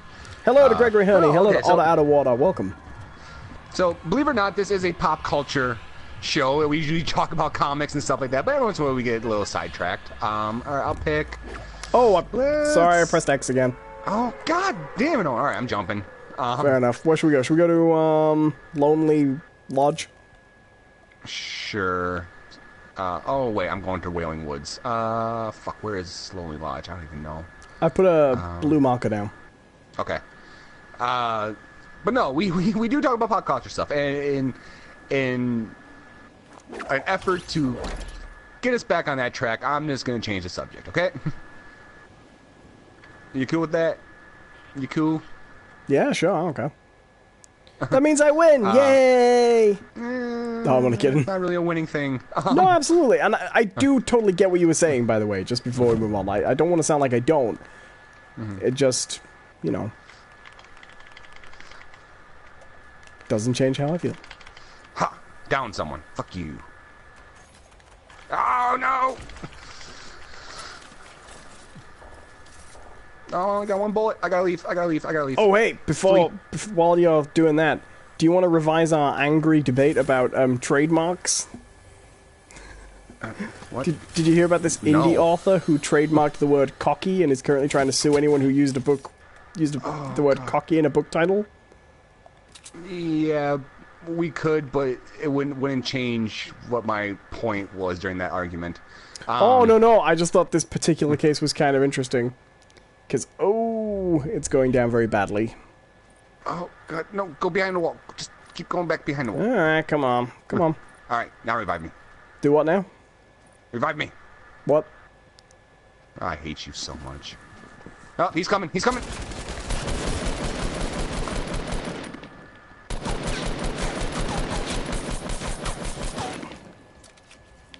you get it? Did you down him? Yeah, he's dead. Cool. I'm really hoping his friend doesn't come along soon. Gregory Honey says, I saw Infinity War yesterday. I didn't like it as much as I was expecting. Fair enough. I loved it. And then I went and I read Infinity Gauntlet again. I'm so happy for you. I liked Infinity Gauntlet, actually. I didn't realize that that panel of the Hulk crashed in those stairs was basically taken straight from the comic. But it was the Silver Surfer. Oh, fuck. Just stay safe. I'm gonna... Down. We died. I actually did indulge in some pop culture in the last week. As many people know, that I enjoy myself some comic books. I like them. I like them a lot. And so I read some. Specifically, I caught up on Daredevil and Miss Marvel, two of my all-time favorites. I know they are. That's why I supplied you with a Daredevil and Miss Marvel. Sums. Just to bring it back to me, because I'm self-centered. Sure do. Carry on. Yeah, and they're right there displayed right in front of my TV. But yeah, no, it's been really good. And like, I'm always kind of nervous when I fall off a comic or a series for a while, and then I have to kind of do the big, catch up. Because like comics are weird, right? Because you can have like a really good run, and then you get something like really, really bad, right? But for all intents and purposes, like both runs that I picked up to catch up were both really, really solid. Daredevil's in a really interesting situation right now. Basically, the long and short of it, I think is really kind of funny, is Daredevil made this big push, Matt Murdock made a big push to allow vigilantes and superheroes to... okay, don't hit X, Owen. Hit X, you say? Oh, I hate you. Let's go to Salty Springs. Oh, I can't. I hit X. I'm falling down. You said something about hitting X. I'm going to Greasy Grove. You are the worst. I just want to remind you this wouldn't have happened if you didn't choose to be a dick about it. I wouldn't have had to be a dick about it if you were competent. You said hit X. I hit X. I didn't. I said don't hit X. Do we have to go through the English language as well? That includes the phrase hit X. Anyway, so Matt Murdock went through this. Oh shit. I'm gonna die. Went through the whole thing about. He even went to the Supreme Court to make it so that superheroes could testify in court to try to change the tide, change it away from, okay, all superheroes can do is beat up a criminal and then they're back on the street. Well, now they can actually testify in court. And, wait, why couldn't they testify in court before? It was their costume. They would have to reveal their true identity. Oh no, that's bullshit. I hope Matt Murdock lost that Supreme Court. No. No! Suspension of disbelief will not carry this. That will not fly. Because, I'm sorry, there is one really obvious objection to this immediately, surely, right? Which is that, bang! I go buy a Spider-Man suit. Wham! I'm Spider-Man! Yes, Your Honor, I was there. I stopped the crimes. I am Spider-Man. I saw him do it. Oh, okay. Here's the thing. Because right? what is Spider-Man? They actually addressed that. They addressed that. Badly, right? I bet.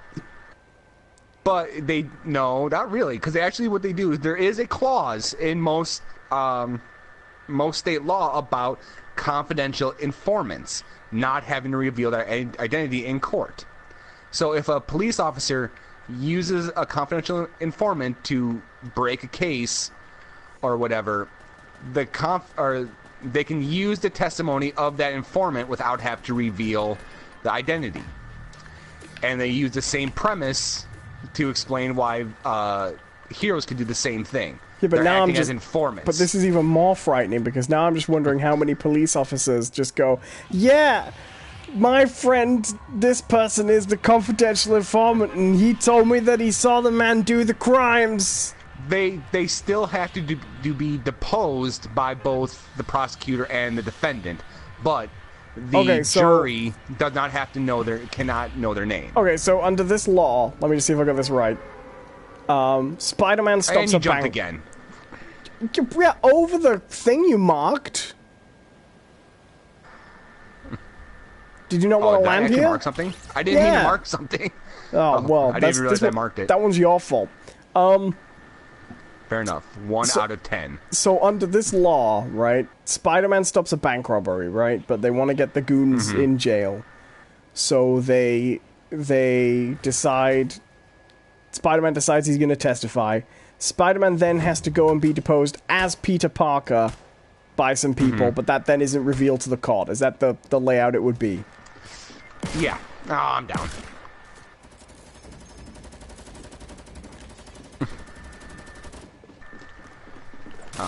Yeah, basically. He could basically state, like, okay, this is the crime that I witnessed, this is the crime that I stopped. So long as at some point some representative of the court finds out that he's Peter Parker and confirms he is actually Spider-Man, then it works.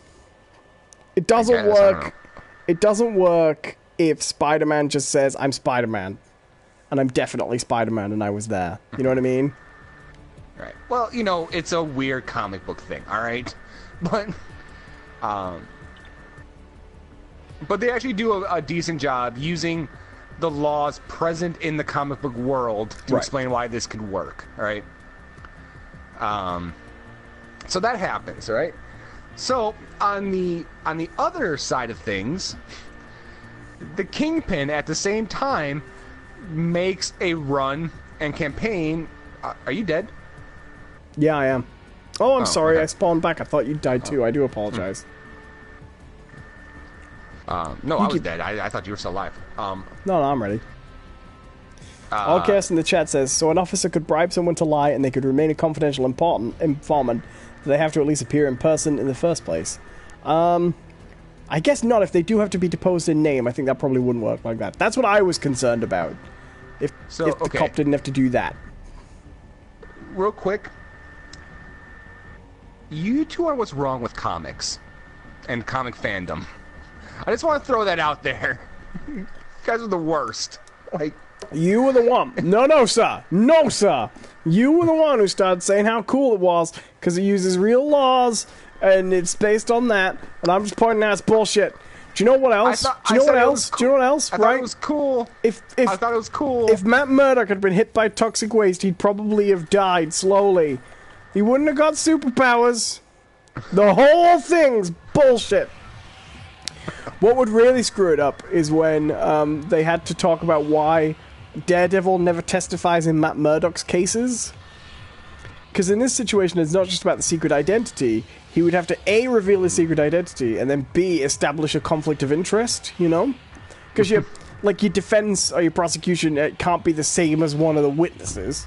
Oh shit, I jumped again, I'm sorry. My God, Owen! It's because I was talking at the time, but, I'm gonna break your thumb just to stop you from pushing X. I'm sorry. I do apologize. I wasn't really thinking. God. It's because I've done it so many times that it was just habit.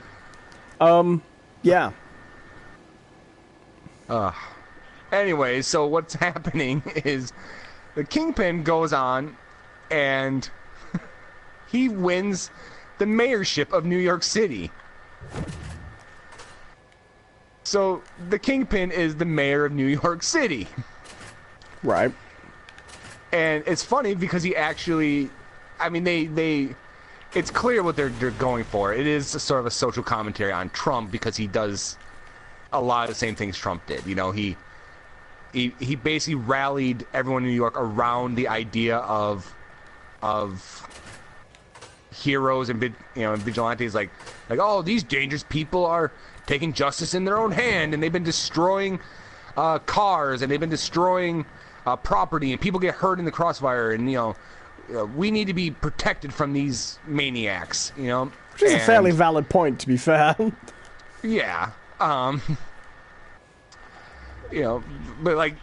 much like how Trump blamed, everything that's going on in the country on, immigrants and people of other ethnicities and beliefs, Kingpin, very quickly did not acknowledge the good that they've done, that heroes have done.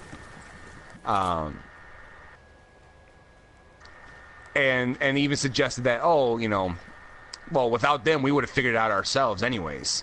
We're just as good, us normal people. We could have stopped Galactus. We could have done that.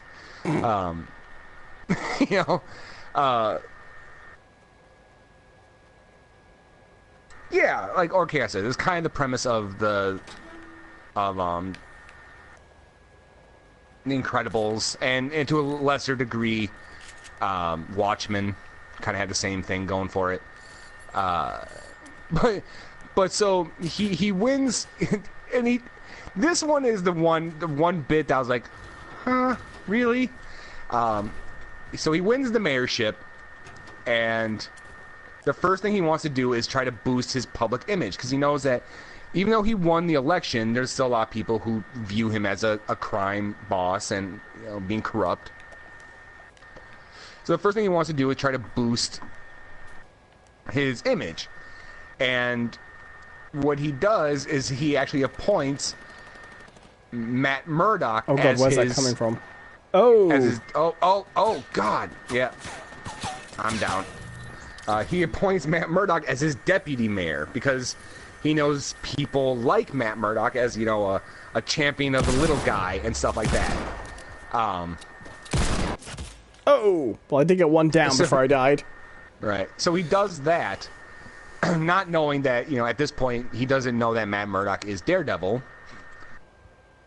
So Matt Murdock takes the position because he's like, okay, I'm going to weed out what Wilson Fisk's plan is from the inside, because there has to be a nefarious plan. Like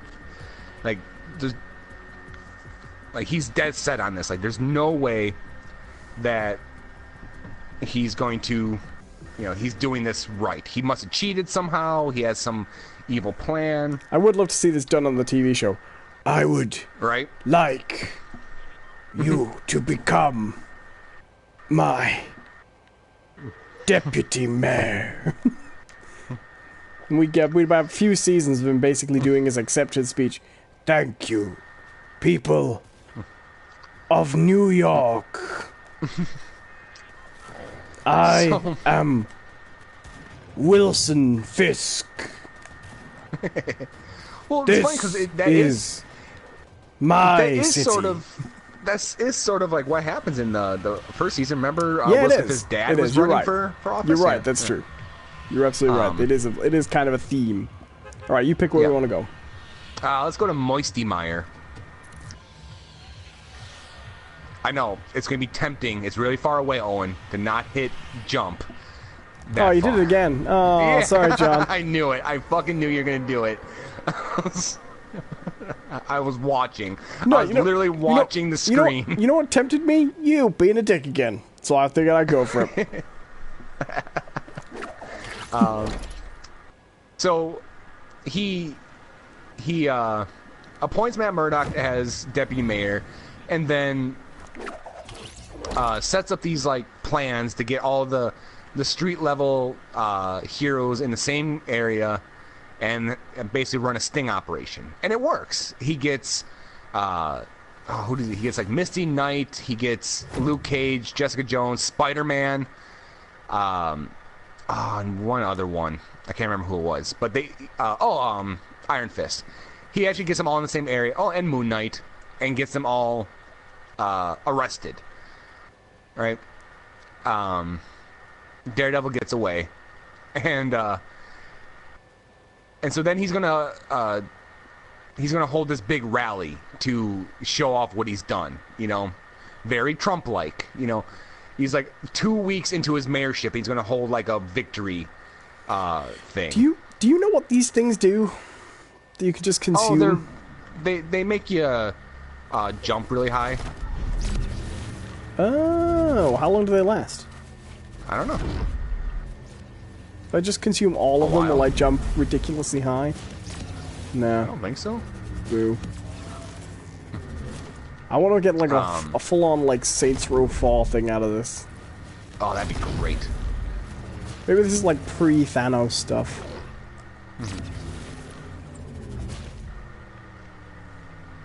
But so that happens, and as he's holding this rally, the Hand attacks, right?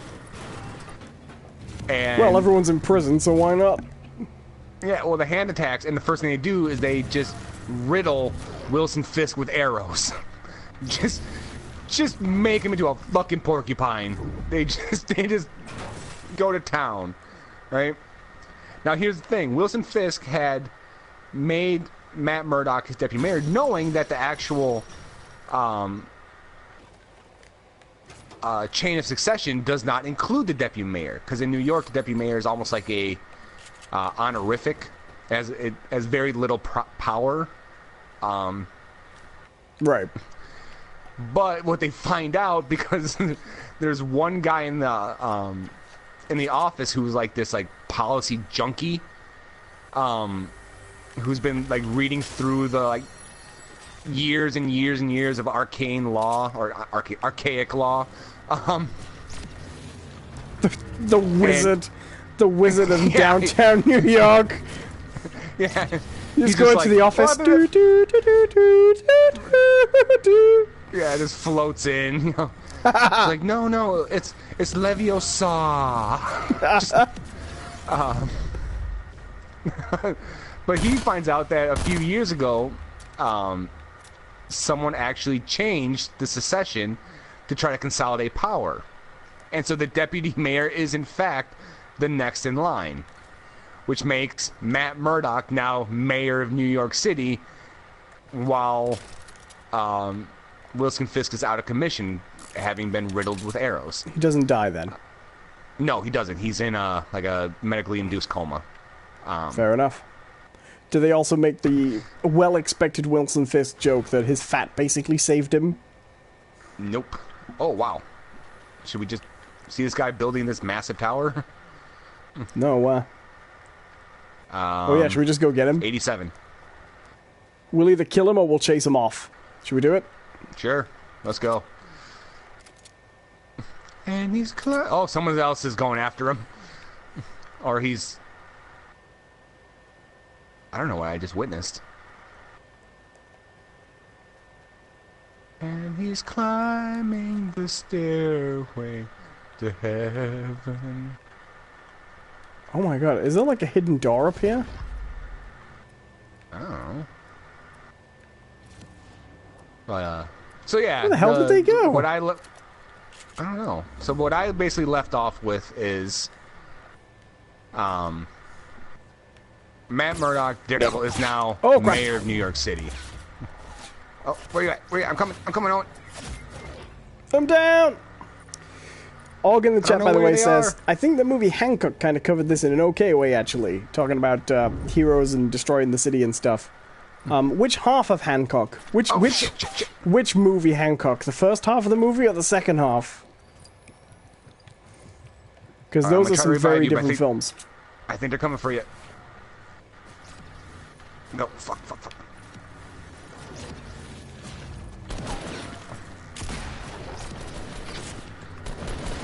Good luck, John.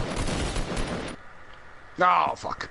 Yeah, I liked the movie Hancock, but it's a movie that is the movie in the trailer for the first half, and then it's some completely different batshit movie in the second half. Yeah, that I don't really know where it came from. It gets really serious in the second half, actually, doesn't it? Yeah, it does. Alright, so that was the first comic book series I read, and it's good. You know, it was a lot of fun. You know, they're toying with things. They're basically trying to set up new, situations for these characters to be in.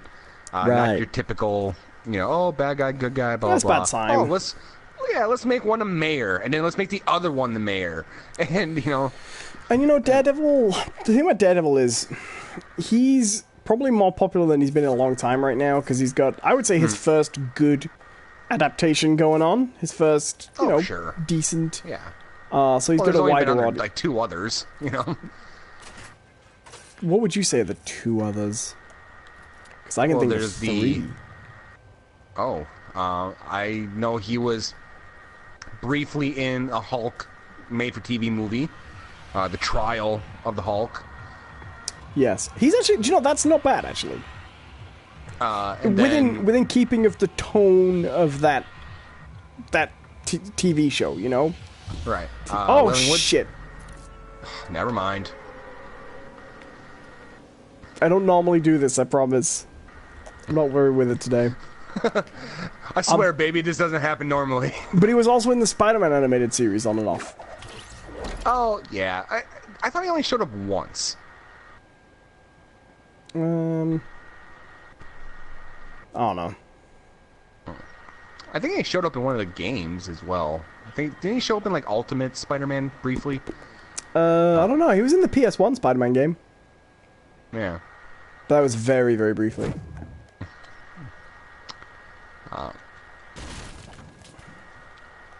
So the other series I've been reading, and there's also the Ben Affleck one, which is not great.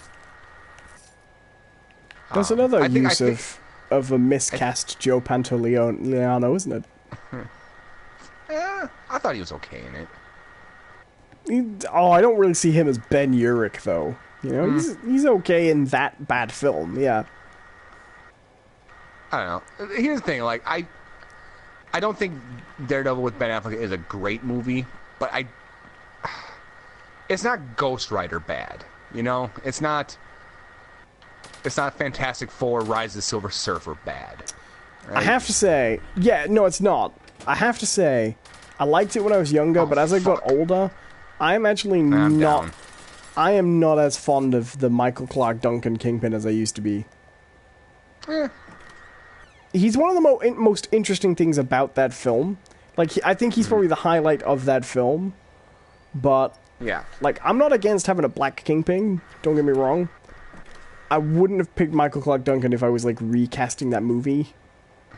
Well, I mean, it also doesn't help the situation that we had a really great Kingpin performance from Vincent D'Onofrio as well. Like, Sure. I think that's going to cloud a lot of people's opinion now. If you were going to have a Black Kingpin now, I'd probably... obviously, now is not then, but, like, I think Forrest Whitaker would be really good. Idris Elba! Idris Elba, because he's black guy who has to be in everything now. To be fair, he is an amazing actor, but every time you get it, it's always him. Forrest Whitaker would be good. I think, I mean, I just like Lawrence Fishburne and everything, too. I think he would have been good. But no, I think Forrest Whitaker would actually be really good for that role. Because he doesn't play a lot of villains these days, you know? Yeah, just... So, but yeah, that's where Daredevil's at now. And it's fun, it's silly, but kind of also...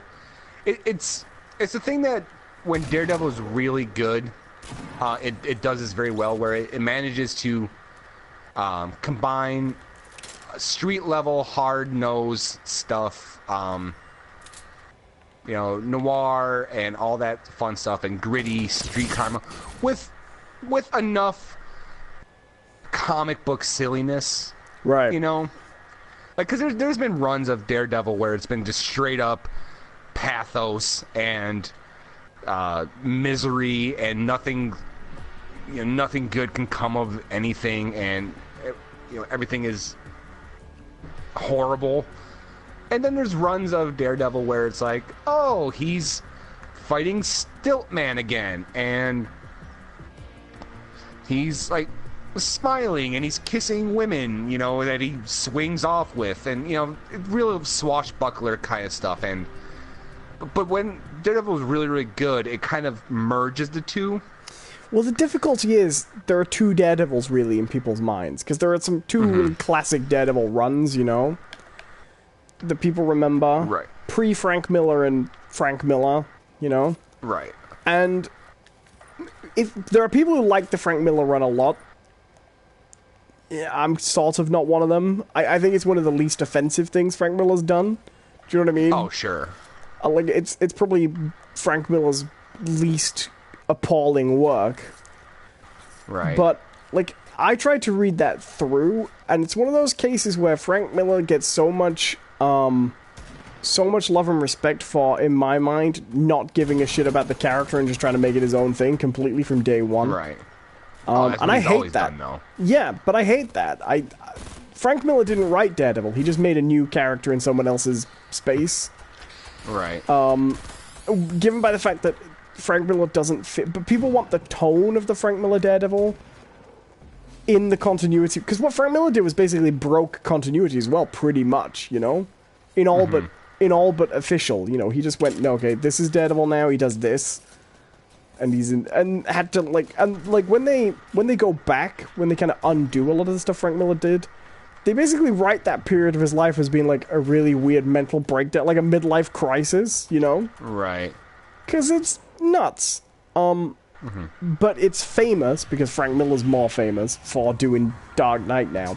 So they're always trying to bring those two together, I find. You know what I mean? All right, how about Shifty Shafts? Yeah, let's do it. Yeah, like that's a real classic run. You know, the Born Again run is popular. I'm jumping. Right. I think it to a certain extent, Kevin Smith's run on it is popular, even if it is a little wackadoo. Do you think that run's popular because it's Kevin Smith, though? I think it's popular, one, because of Kevin Smith, and two, it also brought the character back. Because he didn't have his own series before Kevin Smith got his hands on it. That's true. But I don't feel like it would be remembered as well if it wasn't for Kevin Smith. No, I don't think so either. I actually like Kevin Smith's writing on comics. I liked his Batman stories too. I thought they were pretty good. Yeah, I thought that Cacophony one was pretty fun. But I haven't actually read his run on Daredevil, I should say, by the way. It's pretty out there. It's pretty out there. But it also wraps up in kind of a all right kind of way. Because like, no joke, like, Daredevil thinks that he is and tasked with the idea of, or tasked with the job of protecting the second coming of Christ, essentially. I'm dead. Oh, and no! Oh, crap, I returned to the lobby.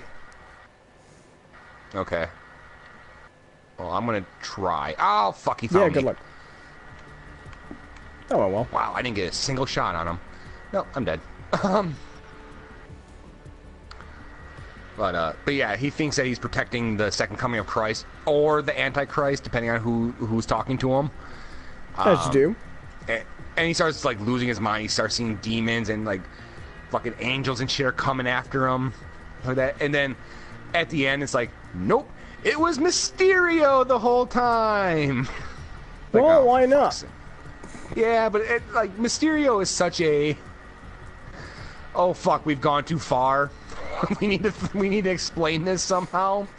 Very much like Scarecrow in like Batman stories, where it's like, oh shit, we went too far. This is too crazy. It was fear gas the whole time. Can I just say though, I happen to love Mysterio. Because he's overtly terrible, right? Like his costume is awful. Mm-hmm. I mean, it might be one of the worst villain designs to basically remain unchanged, right? Right. It's terrible. But you pick. Let's be bold. Let's do Loot Lake. Okay. It's clearly supposed to be sort of terrible, and I like as a backstory for a superhero because it's so classic comic books. It's so Silver Age, right? Failed special magician. Effects guy. Oh yeah. Was he? I thought he was a magician. Special effects guy, to the best of my knowledge, but you know, same sort of thing. You know, right. Guy who worked with pyrotechnics and stuff. You know what I mean? Like that is a good joke origin for a villain. Right. And then you've got the fact that there've been quite a few Mysterios as well, and it's done like the old Spider-Man thing of, okay, who's this guy? Okay, he's a guy who just happened to stumble upon the other guy's secret base and just was like, you know what? I'll just become him. I always liked that idea that the Marvel, they fall back on this quite a lot.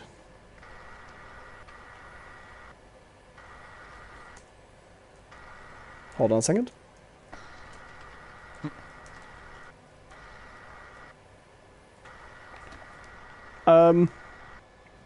And they did it with Green Goblin, they did it with Hobgoblin, things like that. I like the idea that anyone who finds a supervillain's, like, base just goes, you know what, I'm just gonna... Life of crime for me now. Sorted. It's life of crime. Yeah. Why not? Yeah. It seems alright to me. What I want to know is what happens to the people who find, like, the really... Owen? Oh, I'm on the roof of this building. Where are you? I'm in the lake! Like you said! Oh no, I landed on the outside. Well, I'm dead. Alright. I'll try and snipe your,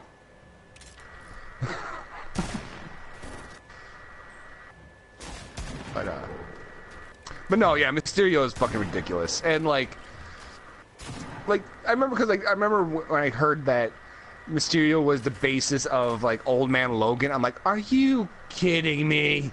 Like,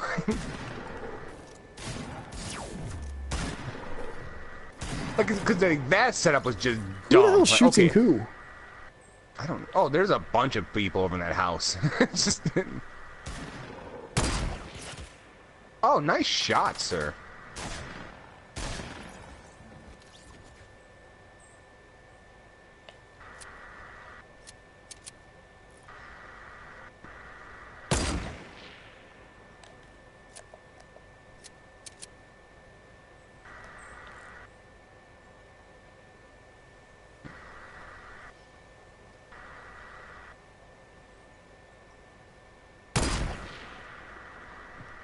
Yeah, pity I can't replicate it.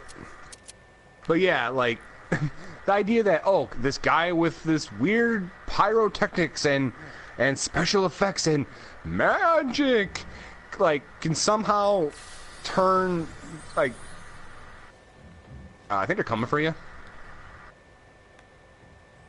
I hear a lot of running around.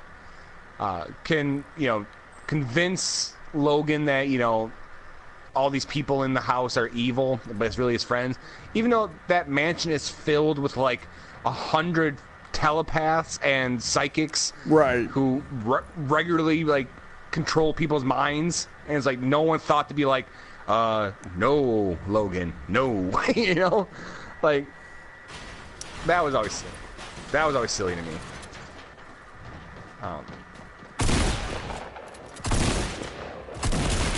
You can do it, Owen! You can do it! Oh!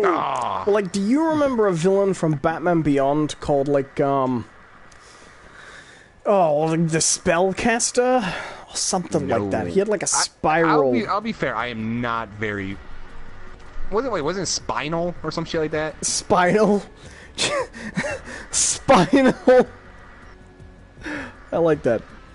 Do you say Spiral? A character in Killer Instinct. Spinal. No, he was, let me find him his name. I'll look him up. He did have like a spiral suit. His name was, he was in, Spellbinder, that was his name. Okay. Real quick in the chat, Orcast says, Daredevil, Law and Order. Nice. I would watch that. I would watch that. Hello to Sam Fulman, how you doing? Yeah, hi Sam. Sam says, nice try. Orcast says, so Matt Murdock was their Harvey Dent? Yeah, not really, but same idea, I guess.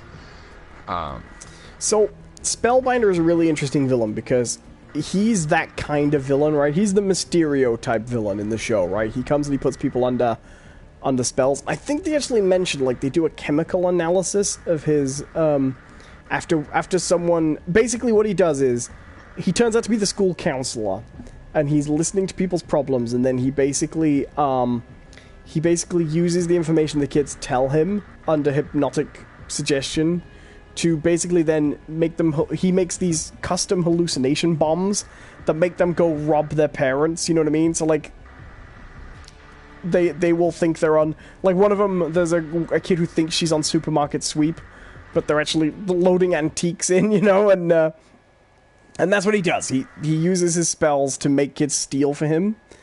And, nice. There's, like, a reference at one point to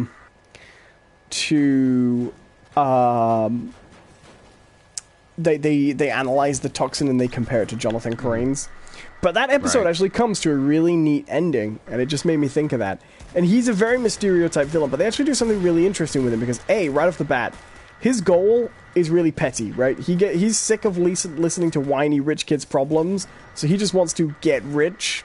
Nothing more clever than that, right? That's all he wants. But when he starts to realize that, that Bruce Wayne... Pleasant Park.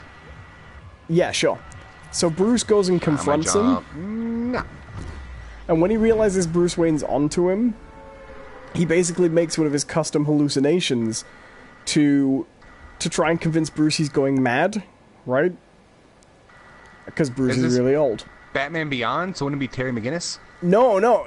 Bruce confronts him, because Bruce figured that out him. So he tries to make a thing for Bruce. Terry is his connection to Bruce. He basically... He tries to put Terry under a spell, which makes him steal from Bruce, right? Which is how Bruce gets involved in the case. But Bruce goes and confronts him, and he learns that Bruce is basically a threat to him, so he tries to basically make a hallucination and give it to... and put Bruce under it, basically, that'll make him think that he's old and past it and losing his mind, so that later he can have him committed, basically, and he won't... He isn't a threat to him. And Bruce at no point, like, has any kind of doubt about it. And all the way through, he's in this, like, weird spirit zone where it's like, Bruce, you're old, you're past it, you're decrepit. But Bruce immediately is like, who are you? Nope, I just want to see, like, the most evil thing that these spirits can do. Bruce. Well, it's this taunting voice, basically. And then at the end, they have one of those legitimately good moments that that Deanie and Tim were good at writing. Fucker. Where Terry's like, so why didn't you fall for it? You're like, what's going on? And he just goes, well, I heard this voice that kept calling me Bruce. That's not what I call myself in my head. Oh, Jesus. And then I call myself Princess Pinklepup. And then and Terry McGinnis goes, well, that's my name now. Always makes me laugh. Because, A, I think that's kind of a well-written moment. The idea, like, that Batman animated series version of Batman, like, very well-written, very well-developed character. You can tell he thinks of himself as Batman. You know what I mean? They had a really good defined version of that guy, and I liked that. But my favorite bit is Terry McGinnis faced with his friend and mentor, although he's a bit of a pain in the ass, who has given up his life fighting for crime. A man he respects and admires, but hopes one day to earn the position of trust. Upon hearing that he still thinks of himself as Batman in his head, Terry McGinnis' response is, fuck you, old man. It's my legacy. I'm Batman now. Sends him in for re-counseling to reprogram that out of his head. You'll never think of yourself as Batman again. Looks like you won't begin the applesauce tonight. Just Terry, Batman I need Beyond. changing. No, Batman. Batman Beyond was actually really one of the things I like the most about it is the way they didn't try to make Bruce nice at all, and they also, as an old man who was kind of past it, had a ton of really shitty stuff happening to him. Like, I love the episode where Terry thinks it's really going to be a really good idea to take him to see the Batman musical, where his life has basically been reduced to a miserable, trivial cartoon show, and then doesn't understand afterwards why he hated it. Batman Beyond is good. I like it. I like those Batman Beyond comics too. They're really good. I read the Hush Beyond. It was really bad, but it's a good comic normally. I have nothing else to talk about comics. Talk about Miss Marvel. I know you really want to. Yeah. Although we probably do have to finish up soon, I'm afraid. Yeah, no, okay. I really want to single out a few things I saw. Let's do Moisty Maya this time. We'll actually get there. Okay. Just give me 1 second.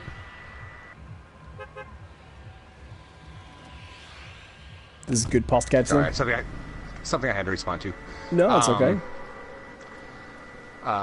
No, yeah, Miss Marvel. I've never hidden my love for the Miss Marvel comics. The recent run with Kamala Khan, and it continually shows how great a comic book can be when someone doesn't try to do too much with a comic. You know what I mean? Right. Like, it inherently recognizes what a comic book is capable of, what it's good at, and how much room there is to, like, wiggle, I guess. And one of the things the writers of Miss Marvel has always done really well is that they'll have their moments where, you know, things are a little bit more serious, you know, but they're within tone of, you know, of a teenage superhero. But then it always makes sure that what you're reading ultimately is fun to read.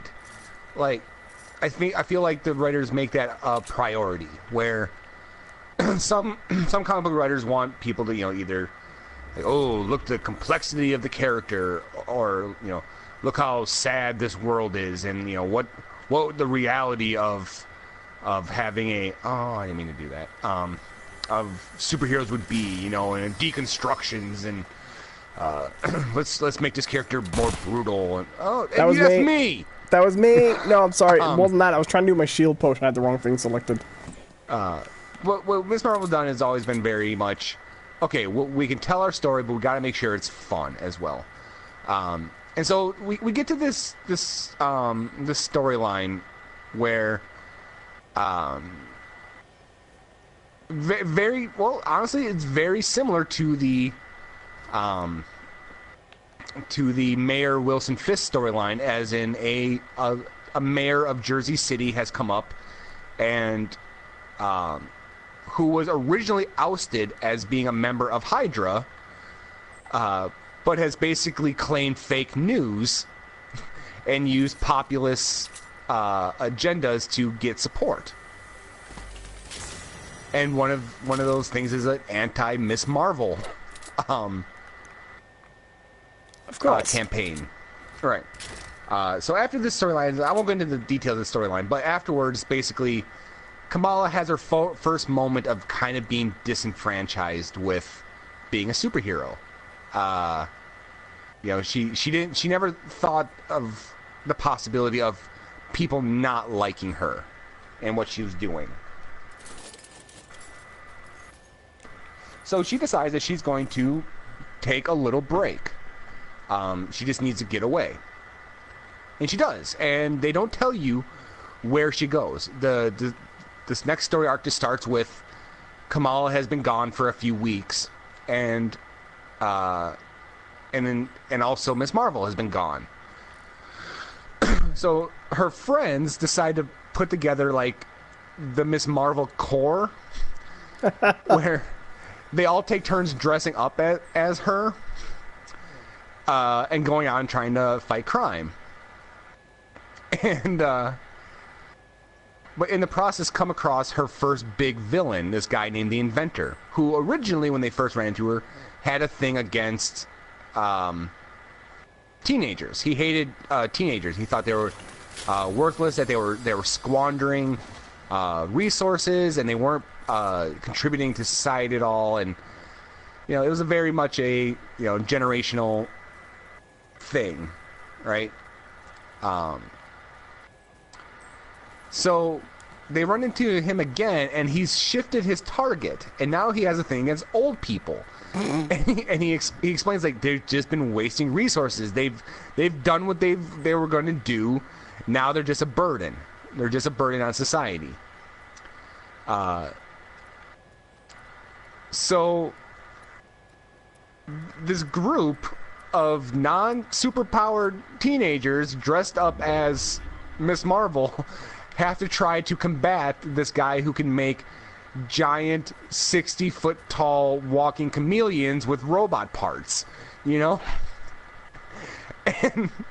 they're just out of their league, but they managed to pull it off. God, with there's the someone help here. of 345. 345 in this complex over here. Okay. Well, I do have sort of a sniper rifle. I have one of those scoped Yeah, me too. assault rifles.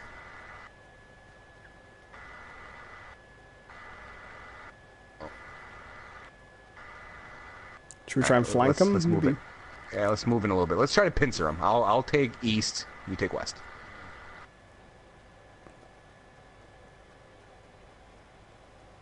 Okay, we got some construction here towards sort of 87. Mm-hmm. Although probably not if you're facing the other way. I don't see him yet. I'm going to try and get the high ground, okay? Oh, I see him. Oh, wait, no. No, that wasn't him. Is it someone else? Because that's probably counts as a him. No. Where did he go? Ooh, remote explosives. He's somewhere in here. Oh, maybe he took off running. I mean, granted, the storm is going to be coming in here, so maybe he did take off. Alright, should we also take off? Yeah, let's get out of here.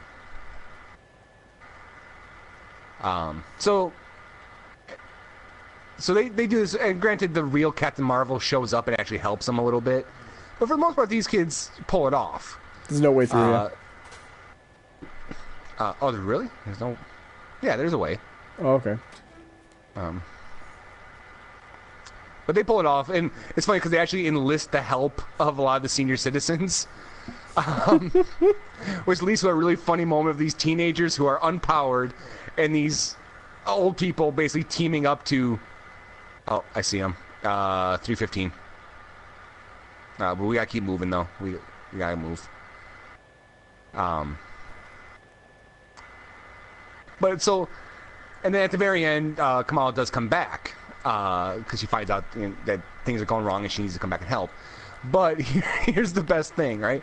During the whole time that this is going on, there's a B plot going on where she has a friend. Oh, I'm not in the circle yet. I'm not in the storm either. I'm almost there. I'm not gonna make it, but I'm close. Ow! And I'm getting shot. Well, this isn't good. Which direction were you getting shot from? I don't know.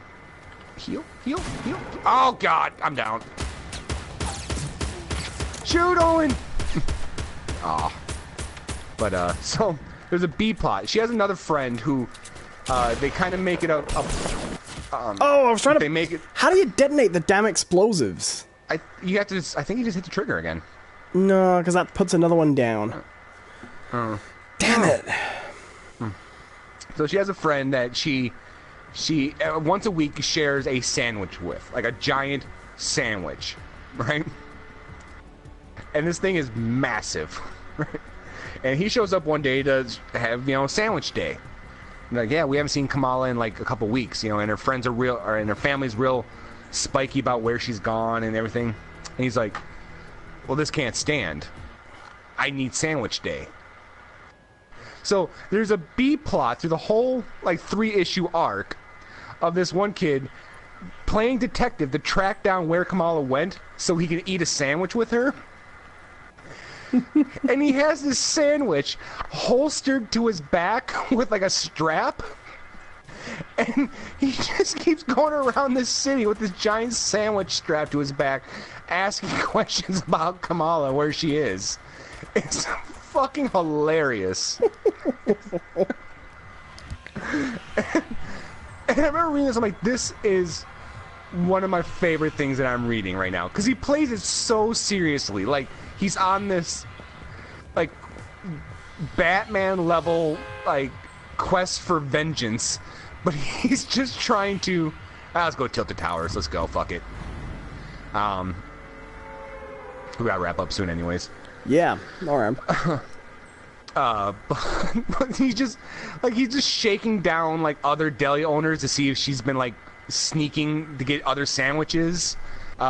He's asking, like, video store clerks, like, cause Kamala has this thing about, like, bootleg videos. She likes to buy them. And so he's shaking them down, like, where is she? Where's Kamala? And the whole time there's fucking sandwiches always there. Oh, it's great. That sounds really good. Everything I hear about this book sounds great, but I just don't... Oh, damn it, he got the gun.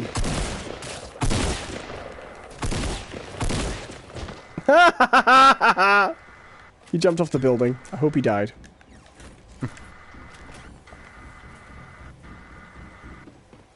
So what are you saying? Oh god, he's coming for me. Oh. And he's gone into the wrong room. Get out of there, Owen! Oh.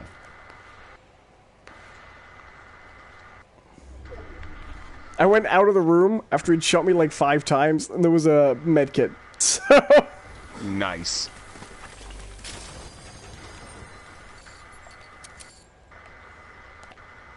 Okay, I have a shield potion and a sniper rifle. This is not going to help me in a close combat situation. Nope. Where are you? I'm in this building to your northeast. Aha! Idiot.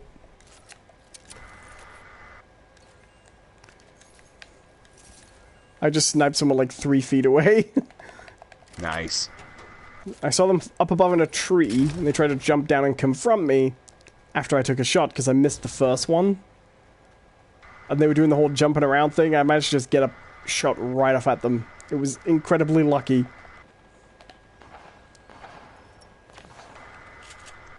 One thing I don't like about Tilted Towers is you hear so much gunfire, but you can never really narrow down where it is.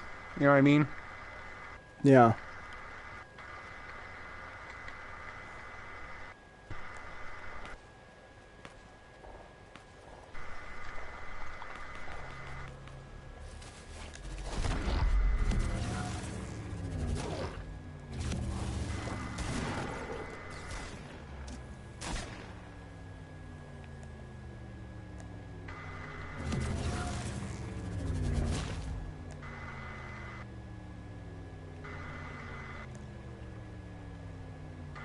Where the hell are the stairs in here? Okay, I might be coming to you. Okay. Yep, you're in the same building as me. There should be a way all the way up to the top here where I'm at.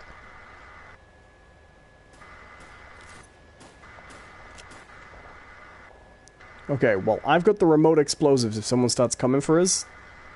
Okay. Hey, buddy. I'm going to put these on the stairs, okay? Okay. I have no idea how to detonate these, though.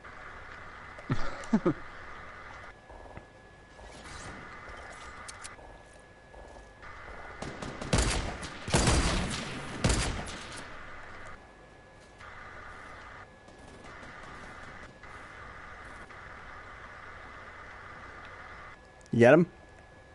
No. A bunch of other people are shooting at him, actually.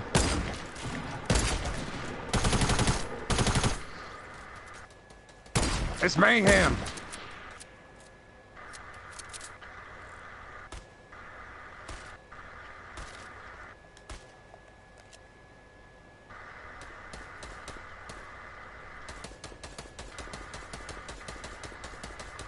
Oh, God. Where the fuck is that guy?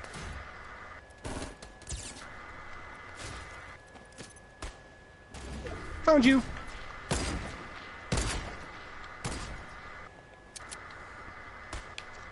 Oh, fuck you. I can't believe you got that shot on me.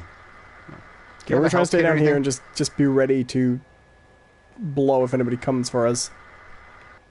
You got a health kit or anything? Yeah, I got a med kit. Hold on. There you go.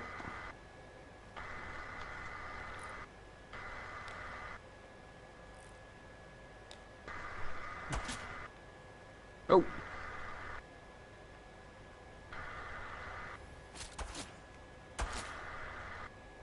They're shooting at us through there. Yeah. I'm coming up to the next level. See if I get it. Looks like we got people trying to come into the building. Okay, I'm going to try and detonate these when they get up. I don't know what I'm going to press. I'm going to press every trigger button at once. Stay clear. I've got some and I I've got bet you some... it is aim. I bet you it is aim. L2. That makes sense. Oh. Yeah, probably. Jesus, what did you do? Alright, I'll tell you when to blow it. Okay.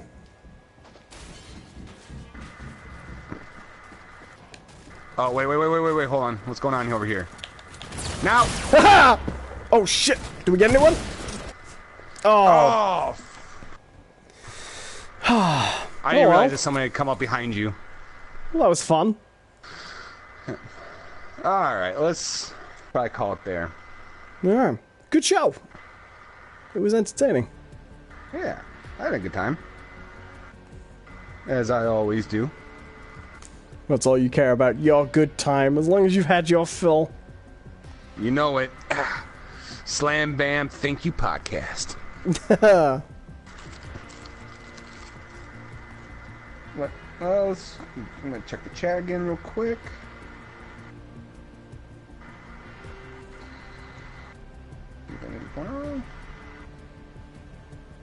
Yeah, looks like things pretty much died there.